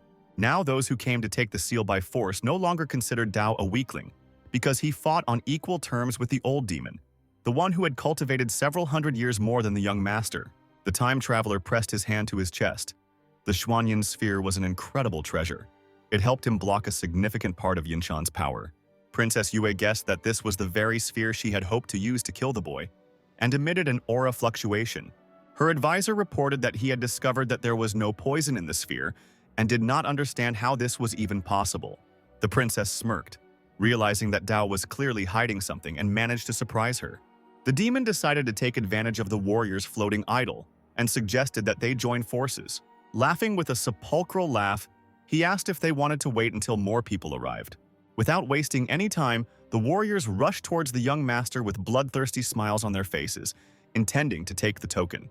On behalf of Dao, Tai spoke out along with his family's confidants, calling on them to listen and obey. To protect Dao, Ye echoed him, rushing forward. He prioritized the life of the one who once saved him. Yan, having gained strength, also hurried to help her precious younger brother. Finally, even the younger members of the family did not stand aside. Gathering their strength, they also ran towards the opponents. Princess Yue was amazed by this sight. She never thought that the family, which had always been in disarray, was now acting so unitedly under the leadership of the young master. But her advisor had no illusions. Even in that case, under the pressure of several strong opponents, the Chen family was still doomed. Dao selflessly defended himself and the noble king's token from annoying thieves. Despite his fatigue, he swung his sharp blade, hitting the target straight. However, the time traveler missed the moment when the vile warrior came up from behind and struck him in the back. He barely managed to dodge someone else's fist, which only slightly grazed him. Dao landed among a pile of fallen enemies. Leaning on his hand and breathing heavily, Tai saw that the situation was extremely dire and wanted to let the young master retreat to hold off the warriors himself. A group of strangers led by the demon, Yinshan grinned bravely, demanding that they hand over the token, in exchange for which they promised to kill the family all at once. Dao stood up, leaning on his sword and holding his wounded shoulder. He spat out blood and cursed. Yan turned to him and shouted, ordering him to leave. Tai asked to break the jade tablet and hurry to the Wu Academy. The battered warriors of the estate rose heavily from the ground, gritting their teeth. They also wished for Dao to leave, promising that they would help stop the enemies. The time traveler, still leaning on his sword, straightened up and looked around at his henchmen. Everywhere there were screams and sounds of battle. The warriors were throwing away those who could no longer stand up, only clinging to their legs. Dao's henchmen, unable to rise, simply grabbed the stranger's leg. The boy screamed hysterically, begging the young master to run away. The next moment, a heavy boot hit him in the chest and he fell to the ground, spitting out blood. He reached out to Dao with a trembling hand, whispering that as long as he lived, the Chen family existed. The other wounded echoed him, repeating the same words, asking them to leave. As soon as Tai was distracted, a demon pounced on him from above, raising a clawed hand. With a powerful blow, he threw the old man far back, his mana spreading across the entire courtyard like a purple haze. Tai, lying on his back, looking the newcomer in the eyes, begged him to stop hesitating and run. Dao cursed, realizing that he was still too weak, his body trembling incessantly. He exhaled heavily and took out the noble king's token. The opponents all suddenly perked up, feeling the incredibly powerful mana, and an order was heard to grab Dao to take the trophy. The old man, having pulled himself together, could not believe that the young gentleman had shown the token to the enemies. Dao raised the token in front of him, offering it in exchange for the lives of all the Chen family members. A bright golden light emanated from the thing. People approached Dao like wild animals, and the guy believed that the token was not as important as human lives. The entire Chen family rallied around the young master. Those who could stand supported their wounded comrades, looking at their master with tears in their eyes. Opponents gathered in a row in front of the newcomer, demanding that he first hand over the noble king's token. Clutching the trophy in his hands, Dao grinned, saying that there was only one token, and he had to choose who to give it to. At once, the former allies turned on each other, slowly drawing their swords from their sheaths. Bloodless lips spread into a sly smile. Yinshan extended his hand towards the artifact, promising to bury anyone who disputed his right to ownership. Liomo didn't support this idea, saying that the old demon was too arrogant. With so many cultivators here, he wouldn't be able to bury everyone. Now, Yinshan was left alone with many cultivators who decided to go against the vile demon. Someone from the crowd shouted out that even a young master managed to break the blade of such a decrepit old man. Yinshan laughed hysterically and rushed at the offender who dared to mock him. He approached faster and faster, threatening to tear everyone here to pieces. Long bandaged limbs moved like windmills, and the grinning demon tore at human flesh with sharp claws. The Chen family watched this confrontation. Tai praised the young master for his intelligence and sharp mind, as this trick would exhaust the enemy's strength. A soft tread and a familiar female voice distracted Dao. Turning around, he saw Princess Yue along with her faithful companion. Clutching the token in his palm, the guy took it aside, greeting the woman, then asked if she also wanted to fight for the artifact. She crossed her arms over her chest and dropped her deceit, replying that the young master would not believe it if he heard that she was not interested in the token. The time traveler repeated her pose and shook his head, agreeing with the assumption. Smiling, Yue suddenly suggested that the guy make a deal right now. This proposal made Dao smirk. Was it not enough for the princess what he had already done? The woman suddenly frowned, her eyebrows drew together, and anger surged through her to the tips of her fingers, causing her to tremble. The princess's advisor could no longer treat the lady in such a way, shouting that the guy was clearly tired of living since, in such a situation, he dared to anger her. Having regained her composure, still frowning, Yue Wu asked Dao if he really thought that this method would be enough for the enemies to kill each other. To her surprise, the young master admitted that it wouldn't work entirely. The princess added that these people, although stupid, were not fools, and would not continue this senseless battle for long. All that Dao got was a temporary respite, but it was not a solution to the global problem. The traveler looked thoughtful and asked if the princess was offering her help in this. The woman nodded, confirming his suspicions. Then the guy briefly demanded to tell him his plan. After some time of explaining, Yue asked what the young master thought about it. First, he decided to clarify what the benefit would be for the princess. She did not give a clear answer, limiting herself to saying that Dao himself would find out when the time came. Realizing that the choice was limited, the time traveler agreed to trust her. Yue voiced his thoughts, directly saying that in the absence of a choice, her help was the only hope for victory. Meanwhile, Laomo spoke up from Mount Fukong, calling on his newfound troop to listen to him, as they would achieve nothing if they continued to kill each other. The old man suggested that we first get the noble king's token, and then think about who would get it. There were shouts of approval and calls to listen to Laomo. The mass brawl was only good for the Chen family. The cunning demon approached Dao with his hand outstretched, demanding that he hand over the noble king's token. He shook his head, replying that such scum were not worthy of receiving his family's artifact. The warriors did not seem to expect disobedience. Since the young master was going back on his word, he wanted to be beaten. The old man gnashed his teeth. This brat young master was truly tired of life. Flying into the air, he headed towards Dao, intending to dig his claws into his neck and rip his head off. Princess Yue stepped in front of the boy, pushing him away with her hand, and demanded that he stop. This actually made Laomo pause and look puzzled at the unexpected alliance. The warriors mockingly asked who this woman was, but it didn't matter. Just tear off her head at the same time, let her join young Master Chen in the afterlife. Yue stood fearlessly in front of the old demon, saying that Dao had spoken correctly. None of those present are worthy of the token of a noble king. The old man was amazed at the impudence of the little girl who dared to provoke them. He didn't care what clan Yue was from. Laomo was going to deal with her right now. The woman, without losing her composure, just smirked in response to these words. She suddenly raised her hand up, calling out to her father, and a purple summoning portal immediately appeared above the princess's head. The old man recoiled, not understanding what was happening. At that moment, a hand extended from the portal and reached straight towards the demon's gray head. He realized that he couldn't take a step when the king's hands dug into the evil spirit's shoulders. The demon's figure was illuminated by a bright flash, and a heart-rending hoarse cry was heard. The group of warriors retreated back, seeing that even the old demon Qi was unable to resist. The mighty king emerged from the portal and now stood before those present. They could feel his genuine aura of a ruler. The man levitated in the air, boring into everyone in the courtyard of the estate with a heavy gaze. With a broad smile, the king declared that as long as he was here, no one would dare take away the noble king's token. The men trembled, realizing that in front of them was Emperor Qin himself. He had been badly wounded earlier. Poison had seeped into every organ of the man, but he still survived. Yinshan exclaimed mockingly that the poison had not been completely removed from the king's body, judging by his appearance. The man ordered the demon to be silent. Despite the poisoning, he would kill anyone who dared to take the noble king's token. Yinshan gave him a menacing look from under the bandages and rumbled that he would get the token no matter what. The warriors shouted that Emperor Qin was too self-confident. He was heavily poisoned and should be on the verge. There was no need to fear him. As soon as the men asserted their superiority in the fight, the king appeared behind them faster than lightning. A brown, murderous aura illuminated his figure, and the emperor laughed loudly. He promised to make sure that none of the warriors left here alive. Dao didn't expect Emperor Qin to be so strong. He glanced at Princess Yue, guessing the reason for her confident look. The woman, without turning around, asked the young gentleman if he was scared.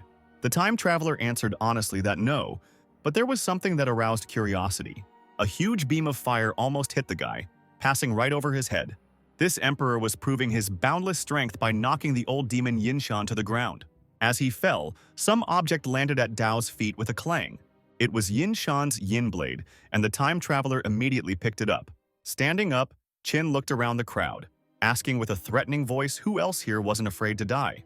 The warriors instantly lost all their fighting spirit, lamenting that the emperor was too strong. No matter how valuable the token was, he was not worth their lives. Having risen into the sky, the man defiantly asked Yue where the noble king's token was and demanded that it be given to him. The woman extended her hand, asking the young master to hand over the artifact in exchange for the lives of the Chen estate. The guy replied that the token was not with him now. During the battle, the time traveler secretly gave it to someone to hide in another place. The man shook his head and asked sharply where exactly the artifact had been taken. Dao pointed his finger to the side, deciding to ask someone to bring Emperor Qin to the hiding place. Yue smiled and replied that that wouldn't be necessary. Let the young master take them himself. The time traveler returned the smile and agreed. Immediately, the voices of Tai and Yan were heard. They wanted to stop the head of the family from making such a rash decision. Turning around, Dao winked at his sister, telling her to calm down because he would be back soon.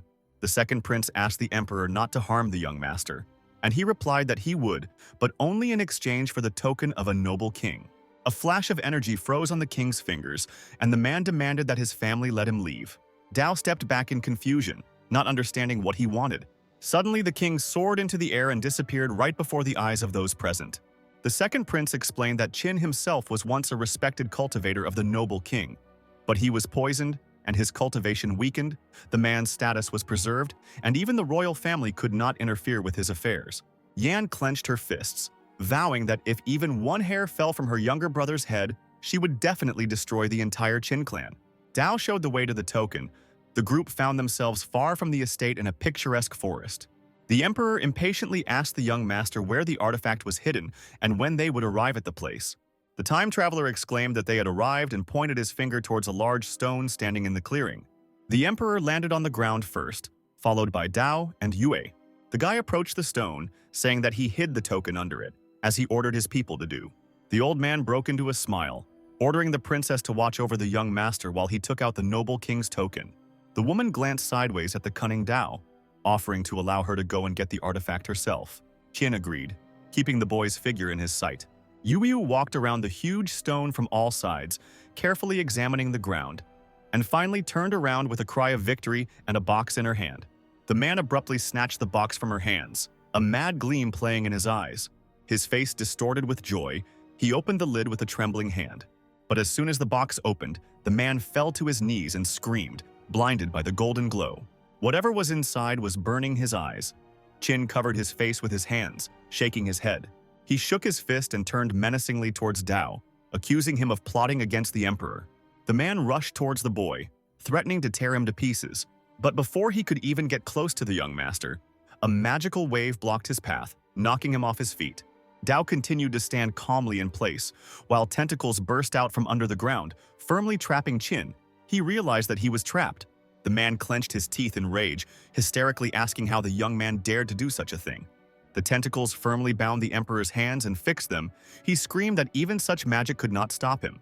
What Qin certainly didn't expect was a powerful blow from behind, causing the man to arch his back and let out a cry of pain. Leaving her father clutching his chest, Yue walked around him as if he was nothing more than trash in her path. Looking at the man's shocked face, Dao mentally admired Yue Wu. She had calculated every step and deeply hid her true intentions. Qin's eyes were bloodshot, but his face was frozen in an expression of disappointment, resentment, and incomprehension as he asked Yue with dry lips why she did this. He appealed to the princess's duty as his daughter, who had betrayed her emperor. Looming over her father, Yue smiled bitterly as she remembered that in all these years, he had never treated her like a daughter, let alone like a human being. The princess angrily shouted that she had been a tool all these years, working for the emperor, and in cases of failure, her father did not think of her as a family member. Now she had enough. The man found himself locked in a magical trap. He realized that it had been created for a long time, which meant that Yu had been planning to betray him for a long time. The woman admitted with a smile that she had been stealing the Chen family's wealth all these years just to improve this trap. Dao rolled his eyes, cursing under his breath. After all, the Chen family was not directly involved in this adventure. The golden chains bound the man's entire body and clanged loudly as he rose. Yue was born from his flesh and blood, and her life belonged to him. The treatment of his daughter was only his right. The man glared at the princess, saying that she dared to betray him, and that this was the worst mistake a woman could make. To this, Yue Wu firmly replied that Qin was not worthy of being her father. The woman screamed with pain in her voice that the emperor had ceased to be her father by abandoning her mother, so the princess had not only betrayed, but would also kill her own parent. Dao thought about it. He didn't know that Yue had such a tragic childhood. Pulling herself together, the princess told her subordinate father with a smirk, and as a sign of respect for their relationship, she would leave his body untouched. The man leaned forward, gathering dark energy in his hands. He laughed, laughing at Yue's attempts to kill him. The woman waved her hand, ordering the golden beam to bind the man in front of her. Blue tentacles extended from the marks on the floor and began to wrap around Qin's body, holding him tightly in their grip. He screamed furiously and began to writhe, tearing the tendrils apart right on himself. Finally, the man freed himself and shouted that he was the cultivator of the noble king. The princess would not dare to commit patricide. Ignoring his words, Yue Wu drew her sword and rushed straight towards the emperor with all her speed. A blue mana shield appeared in front of her. Two powerful energies collided. The princess struck the man's hand with her sword, and blood spurted. It seemed like the sharp blade couldn't harm Qin. The flesh seemed to heal instantly. The red eyes burned a hole in his daughter, asking her to see if she could kill him first. Yue Wu jumped up, exclaiming that the emperor should not even dream of escaping because he did not deserve to live. She slashed Qin's throat, commanding the golden beam to kill him. The man laughed madly as the blue tentacles once again wrapped around his entire body, and Yue had no idea he had already broken free. He suddenly fell silent, and after a few seconds promised his daughter that he would send her to meet her mother. Straightening up, Qin broke the bonds once again, despite the poison inside his organs. Yue clenched her teeth, trying to regain her balance. She knew the power of true kings, even if they were on the verge of death. She backed up and approached Dao, begging him to fight together. Otherwise, none of them would survive if the emperor escaped. The time traveler raised his sword, exhaling heavily. It seemed that this was the only option. Trying to fight off the annoying tentacles, Qin raised his hands above his head, intending to attack his own daughter and accomplice. But together their strength prevailed. Yu allowed herself to let out a victorious cry. She didn't expect that the young master had become so strong. The emperor was shocked, but he stood his ground. Noble kings are not creatures that can be humiliated. Although the cage continued to hold the king, he struggled furiously, but the man's mana was not so weak. The princess ordered the guy to restrain Qin. Otherwise, he would escape and they would be in big trouble. Just as she was distracted enough to talk to Dao, her father managed to reach his daughter and punch her in the chest, ordering her to get away. The woman fell face down on the ground, momentarily unconscious from the searing pain. Now Dao was left alone with the enemy. He squeezed the sword in his hand with force, thinking how to get closer to Qin. The man motioned for the boy to come over, shouting that he was probably scared to death. The emperor's red eyes glowed madly as he rushed towards young Master Chen with his bare hands, promising to cut his head off his shoulders. Suddenly, Qin froze in shock as he saw strange streams of purple magic appearing out of nowhere. Dao took advantage of the man's hesitation without hesitation and brought down his sword along with stunning mana on him.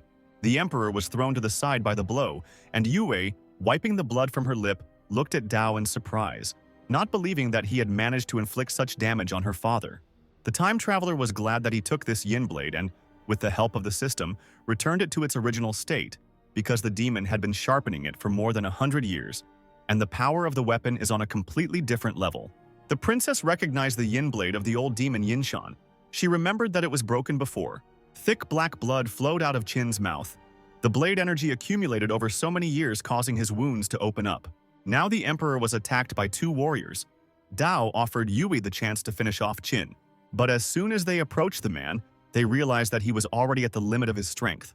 The emperor wheezed that he was not going to die so easily and fell to the ground. Dao chuckled, realizing that they had won, and the princess looked at her father's body in confusion. Suddenly, the emperor was engulfed in a bright blue magical fire, causing the young men to recoil.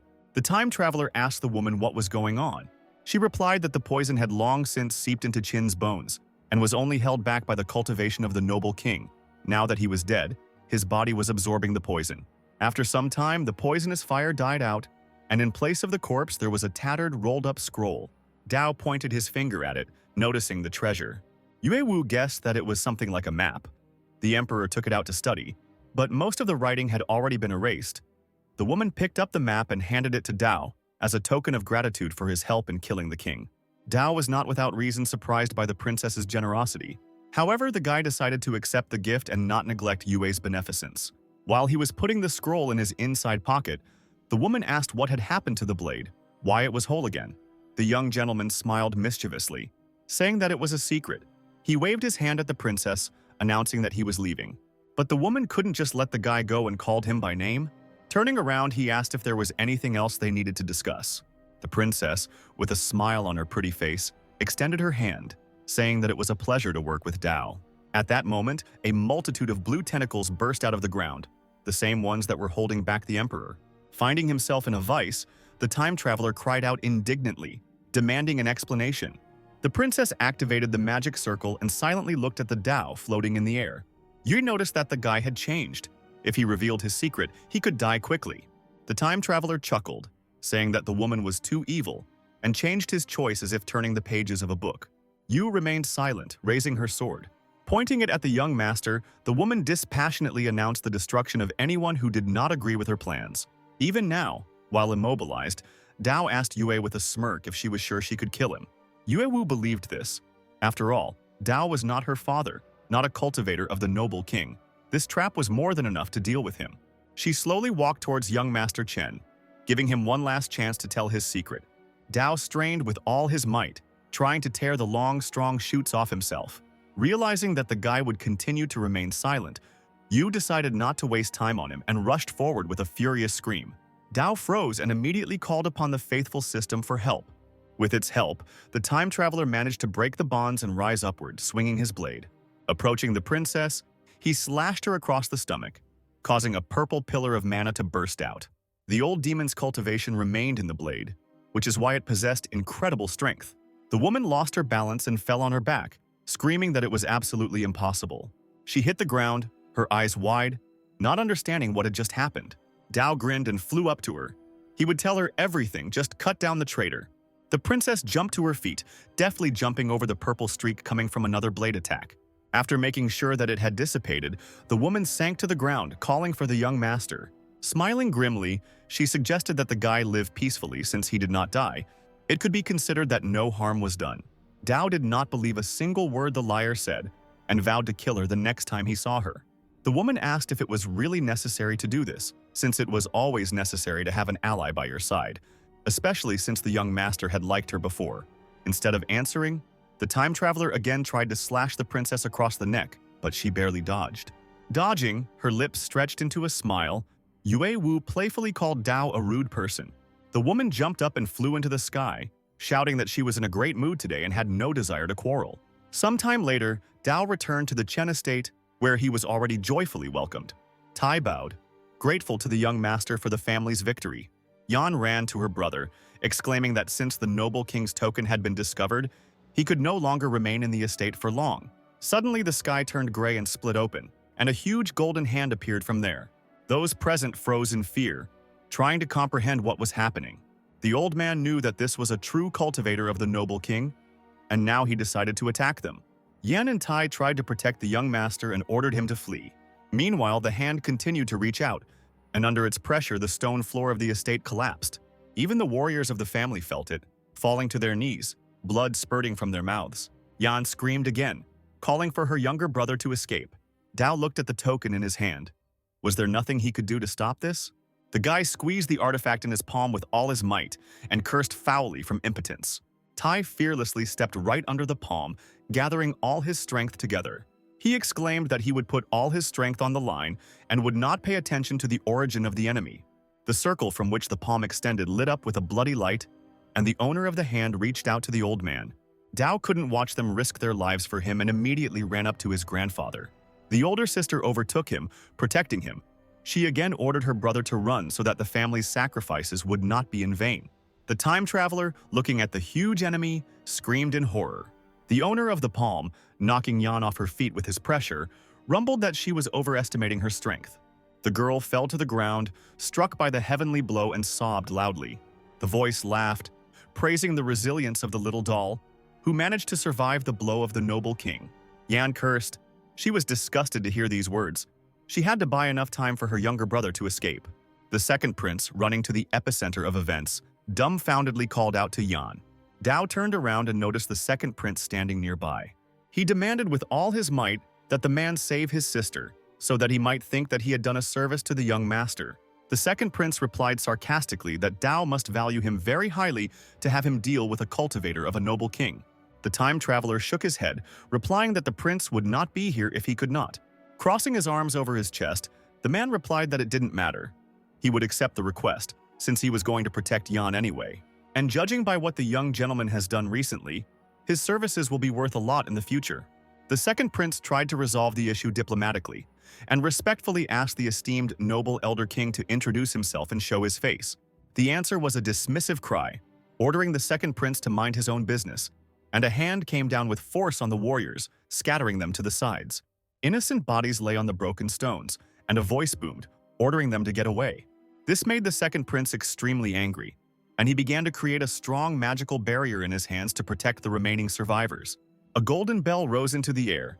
The man commanded the golden beam barrier to open. A golden, tangible bell spread out above him, his advisors, and Yan, protecting them from the Elder King. The hand fell right next to the protective bell, destroying the earth again. Dao made a difficult decision. After examining the area, he decided to leave the estate. The time traveler squeezed the seal in his hand, and his figure began to slowly dissipate into the air. The Elder King began to destroy everything around him again in anger after seeing the escape of the young master. The heavens opened up again and swallowed the huge limb, a voice warning Dao that it would not escape. The older sister rose to her feet, standing in the middle of the ruined estate. With tears in her eyes, she was forced to admit that the Chen family had been destroyed in the end anyway. The second prince exclaimed that they simply could not stay here any longer. The girl clenched her teeth, promising that she would definitely get retribution for this pain. Gathering her strength, Yan wandered off somewhere, leaving behind the puzzled second prince. Min, standing on a hill in the distance, watched as the majestic estate turned into ruins. He gloated because the Chen family was destroyed. The Dao deserved it for killing his father. As he walked down the stairs, the young man crossed his arms behind his back, preparing to report everything to Wu Academy. What happened did not escape the sensitive gaze of Princess Yue and her advisor. She wondered out loud, who was the noble king who attacked the family? Wasn't he afraid that the two noble cultivators would take revenge? The advisor assumed that the king must have known about the disappearance of the lord and the master, because if he had been sure of the opposite, he would never have attacked the estate. The woman raised an eyebrow and acknowledged that her confidant was right. The advisor reported the message from the demonic sect. They were pleased with the assassination of the emperor and offered Yue a chance to become a heavenly demon. They also sent a jade pendant to the Wu Academy. The woman looked defiantly into the distance, peering at the ruins of the estate. The princess proudly exclaimed that her ambitions were not limited to the area, since she had the opportunity to become a heavenly demon, and she had no intention of going to the academy at all. Meanwhile, Dao materialized on the territory of the Wu Academy. The time traveler deftly landed on the stone floor of the territory. An incredible sadness filled his heart as the young master once again recalled the death of Grandfather Tai and the rest of the Chen family. Dao's heavy thoughts were interrupted by someone's mocking voice from the side. Three young guys led by a strong man pointed their fingers at him, but the time traveler seemed not to even see them as he descended the stairs of the platform. A dark aura engulfed his body. Bitterness turned into rage. The guy was ready to destroy the noble king right now and take revenge on him. Brother Scar blocked his path, hanging over him and flexing his muscles, ordering him to stay put. These words dispelled Dao's thoughts, and the traveler, as if he had just noticed the strangers, stopped dead in his tracks. They grinned and asked if he was new to the academy, and that those like him should be taught the rules of this place. Dao was surprised and asked what other rules there were. Scar pointed his thumb at himself, indicating that the newbie just needed to listen to him. A group of other guys passing by noticed that Scar was bullying the newbies again. His older sister was a level 9 disciple in Huangwu Academy, and no one dared to stand up to her brother. Raising an eyebrow, Dao lazily asked how he could obey. Scar's cur, standing behind him, immediately called Dao an idiot and ordered him to hand over the most valuable thing he currently had on him. With a heavy sigh, the time traveler walked past, brushing against the rude man with his shoulder. His eyes lit up with indignation. He grabbed the student, intending to teach him a lesson. Without stopping, Dao grabbed the opponent's arm and twisted it. The guy screamed shrilly in pain. Having let go of the guy, the young gentleman went on. The same one shouted that the new guy had broken his arm and begged Scar to kill the impudent fellow. Scar clenched his fists and looked mockingly at Dao, who was the second person in many years to dare to oppose him. The disciple enthusiastically walked towards the newcomer, intending to teach him the rules of the Wu Academy. But the time traveler didn't want to waste precious time on the boor, so he turned around and sharply kicked him in the chest. Straightening his leg, the young master sent Scar flying for a long time, his body raising a pile of dust. The stunned students talked among themselves, discussing the newcomer's incredible and unexpected strength. A magic blade appeared in Scar's hands, and he called on his friends to deal with the impudent stranger. To their great regret, things didn't turn out quite as planned, and after some time the beaten trio were on their knees, apologizing to their brother. A crowd of onlookers had already gathered around Dao and the gang. Everyone was amazed that this was the first time in a long time that Scar had been beaten so brutally. The time traveler grinned, looming over the boy who dared to attack him, being so weak. Scar blushed, replying that it wasn't because he was weak, but because his brother was too strong. Dao shook his head and extended his hand, demanding that something be given to him. The boys looked at each other in surprise, innocently asking what exactly their brother needed. The devilish laughter of the young gentleman was heard over the academy square. Following the established rules, he demanded that everything valuable that the gang had be given up. A few minutes later, the guy was leaving, waving his hand at the naked bandits, who were complaining that their brother hadn't even left them any clothes. And yet, compared to him, they were good guys. The time traveler turned around cheerfully, asking who was the first to dare to speak out against such students. Scar laughed and replied that it was the famous lady Chen Su-yan. The young gentleman blossomed upon hearing his sister's name, and he had no doubt that it was she. Immediately forgetting about the bullies, Dao thought hard about how to become strong to avenge Grandfather Tai and the entire Chen family. Someone loudly reminded the newcomers to head to the square immediately to get their identification badge. Scar's friend touched him on the shoulder, asking worriedly if they were going to let things slide. The boy growled, shaking his head. He had been greatly humiliated today. The beaten bully realized that it was time to find his sister. Finally, all the newcomers lined up in several rows to receive their tokens. Just as Dao was about to stand in line, someone's plump hand touched his shoulder. Turning around, he saw a plump, good-natured student with a bag on his back, who asked if the guy would help him carry his things. The time traveler asked with an indifferent look what benefit he would get from this. The stranger had an answer and held out several stones in his palm, offering to pay with them. The young master stared at the middle-class spiritual stones. For this disciple to give them away so easily, he must be very rich. The stranger took the intense gaze for doubt and gasped, suggesting that this was not enough. Several more spiritual stones instantly appeared on the palm of his hand, and the guy offered to double the reward. Dao swallowed hard and grabbed the edge of the bag, exclaiming that this was enough. With one jerk, he threw the huge bag over his shoulders, surprising the student, who immediately offered him his patronage. He beat his chest and declared that it was not easy for newcomers to the Wu Academy, and this acquaintance would be a great fortune for the student. The guy also quickly introduced himself. His name was Lin Hu. Without even looking at his new acquaintance, the newcomer briefly stated his name. The academy administration handed the boys tokens, ordering them to keep them carefully. The men said that they were a form of identification. Whether it was for accumulating merit or exchanging pills, the tokens had many uses in the academy. After accepting the item, Dao thanked the staff with a smile. Just as he was about to leave, a female voice was heard calling him to wait. The men immediately bowed deeply and greeted elder sister Chu Yun.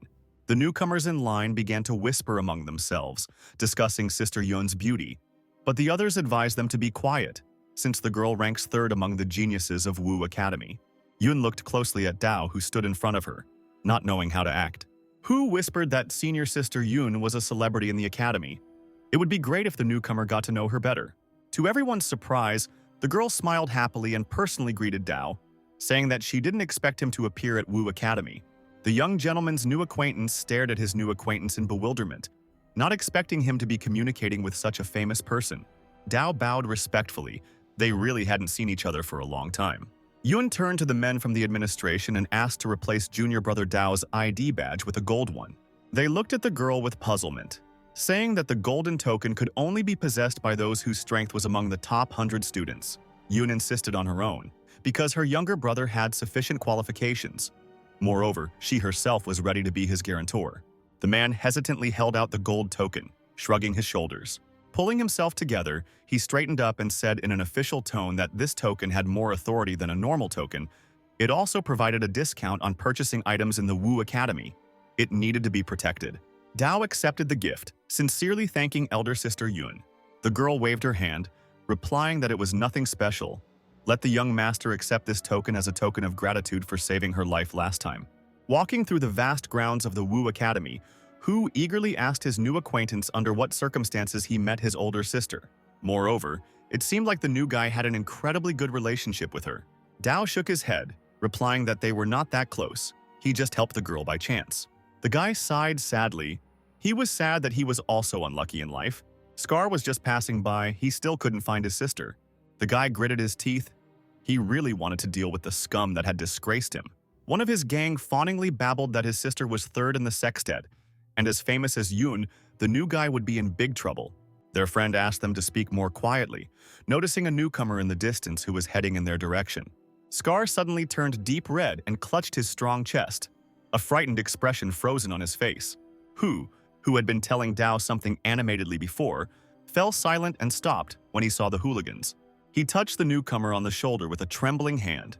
When the time traveler turned around, Hu quietly asked him to walk more slowly. Dao was surprised. His new friend pointed his finger in the direction of Scar and his company. He told them the leader's name and that he specialized in robbing new students, and the boy was afraid that he and Dao could become targets. But the next moment, Hu put on a brave face, convincing the time traveler not to be afraid because he could settle everything peacefully. He swam up to the hooligans with an unctuous smile and greeted them sweetly, expressing his hope that Brother Scar would treat the newcomers well in the future. Ignoring him, Scar waved his hand at Dao, exclaiming that he was glad to meet his older brother. Hu's mouth dropped open in shock when he heard the new student being addressed in this way. The young master looked at the guys with a disdainful glance, ordering them to get lost. He didn't even want to see them. The gang of hooligans backed away and then, waving their arms, ran away smiling. Hu slowly turned to Dao and looked at him for a long time without taking his eyes off him. The time traveler felt awkward and asked why his friend was looking at him so strangely. Still not recovered from what had happened, the boy cautiously asked why Scar called Dao an older brother. The young master answered briefly and simply that he had beaten him, and continued on his way. Hu whispered the last phrase of his new acquaintance with his lips, standing in place. He ran up to Dao and started taking his bag from him, still smiling. Literally snatching his things from the time traveler's hands, Hu began babbling that he wouldn't let his friend Yun wear anything. He hit his chest and exclaimed with a smile that from now on Dao was his elder brother. The time traveler shrugged his shoulders and couldn't refuse. Finally, the young master received the long-awaited solitude. He entered the high-walled room and sat down on the floor in the lotus position. It was time to cultivate in a calm environment and raise his cultivation level. He remembered that earlier, when he ascended to the spiritual sea realm, the time system change interval increased to 50 years. But later in the spirit realm, this did not happen. Could the spiritual sea and spiritual bridge realms be one? The time traveler closed his eyes to concentrate on his own thoughts. He had previously read in the cultivation manual about the realms of the spiritual sea and spiritual bridge. They were once indeed one and the same. The boy stared at the wall in shock, realizing that if that was the case, then by breaking through to the next spirit fusion realm, the time interval of measuring time should increase. Dao took out the scroll he had received from Emperor Qin from his inner pocket and had to try to return it to its original position. The time traveler ordered the system to return the scroll's time by 50 years, and long waves of energy began to flow towards him. The scroll was newer, but still partially destroyed. It was probably very old. We need to try again. Breaking through to the next kingdom. There was a knock on the door, and without waiting for an answer, it was opened abruptly. It was Hu. He suggested that Dao go to the library tower to pick up some techniques. Putting the scroll back into his pocket, the young master stood up, saying that the evaluations of the techniques he learned from the Chen family were at a low level. Even with the experience of a 50-year-old master, they were not strong enough. He definitely needed to go to the library to pick out some high-end equipment. After walking a short distance, the friends stopped in front of the majestic building of the academy. Hu cheerfully told Dao what he heard. On the top floor of the academy tower, there are high-class heavenly-level techniques stored. I wonder if they will have a chance to see them. Suddenly, the guy's way was blocked by two not very friendly men, who asked the strangers to show their tokens. Hu frowned and silently handed over the previously issued token. The man checked it on some special device. Then he handed it to the student with a grin, concluding that the gray token had 0 points and that Hu currently did not have sufficient skills to enter the library tower. The student was surprised, but suddenly decided that the man did not need his token at all. In the outstretched plump palm lay several spiritual stones. The man pursed his lips as he looked at the bribe. Hu continued to say that his older brother had worked hard and deserved it. The employee coughed and took the stones, pretending to shake the student's hand. Hu didn't expect that he would only be allowed to choose one technique scroll from the second floor for himself upon entering. Smiling, the boy reached for the stones, asking his older brother to be more accommodating and give him a few more techniques. But he stopped the attempt, because a simple student had no right to bargain. The strict employee added that it would not be enough for the student to select more books of stones. Shrugging, Hu waved his hand towards the library, calling Brother Dao to follow him. But now, the hand of power has blocked the way for the time traveler. The man extended his hand, asking where the new boy's share was. Raising an eyebrow, the young gentleman simply replied that he had nothing.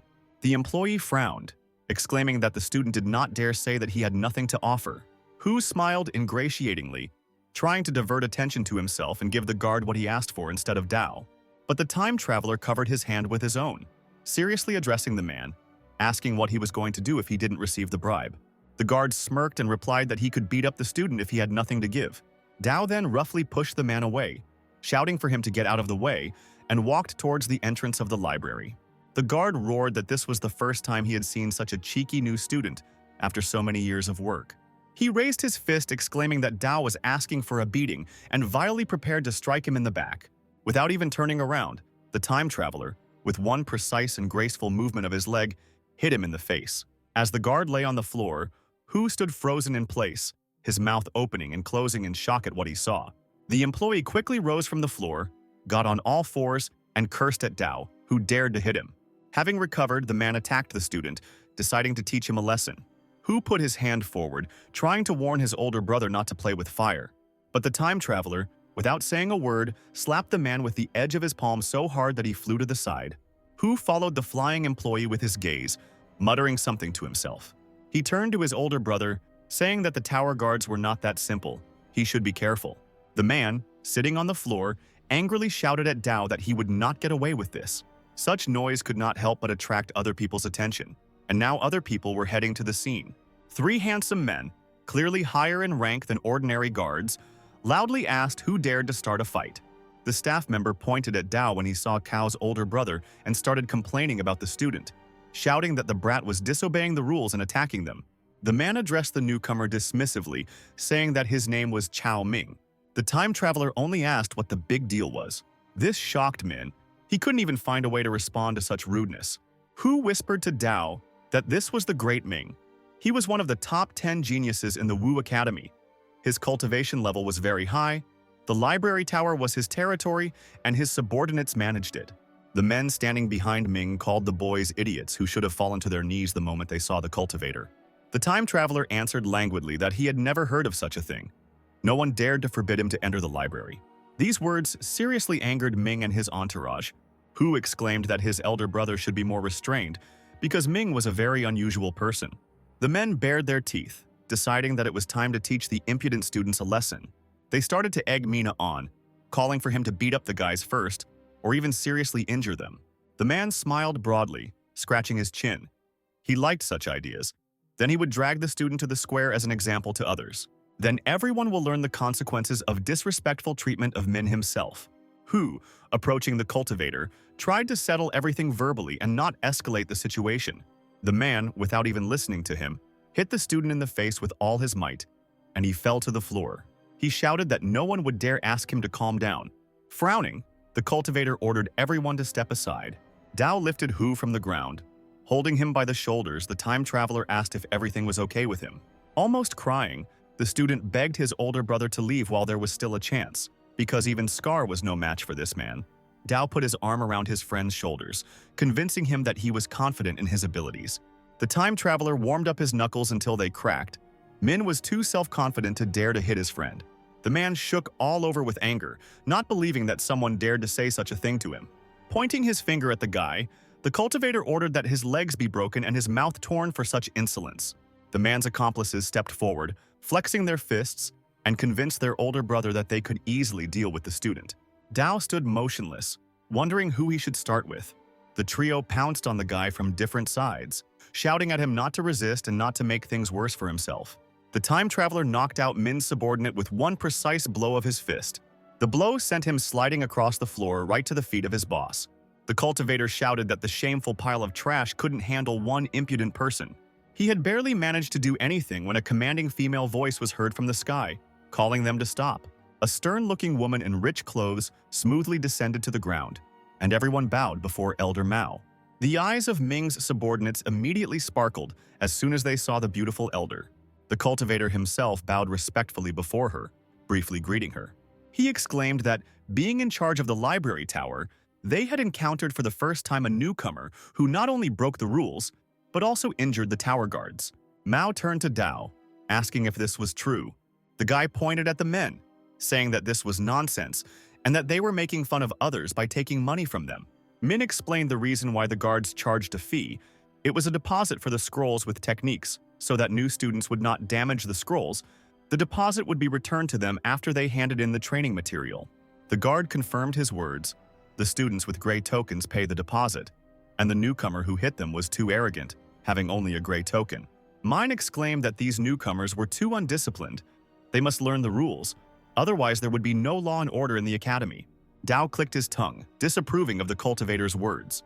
He proceeded to the young master, promising to detain him and personally place him in the academy prison.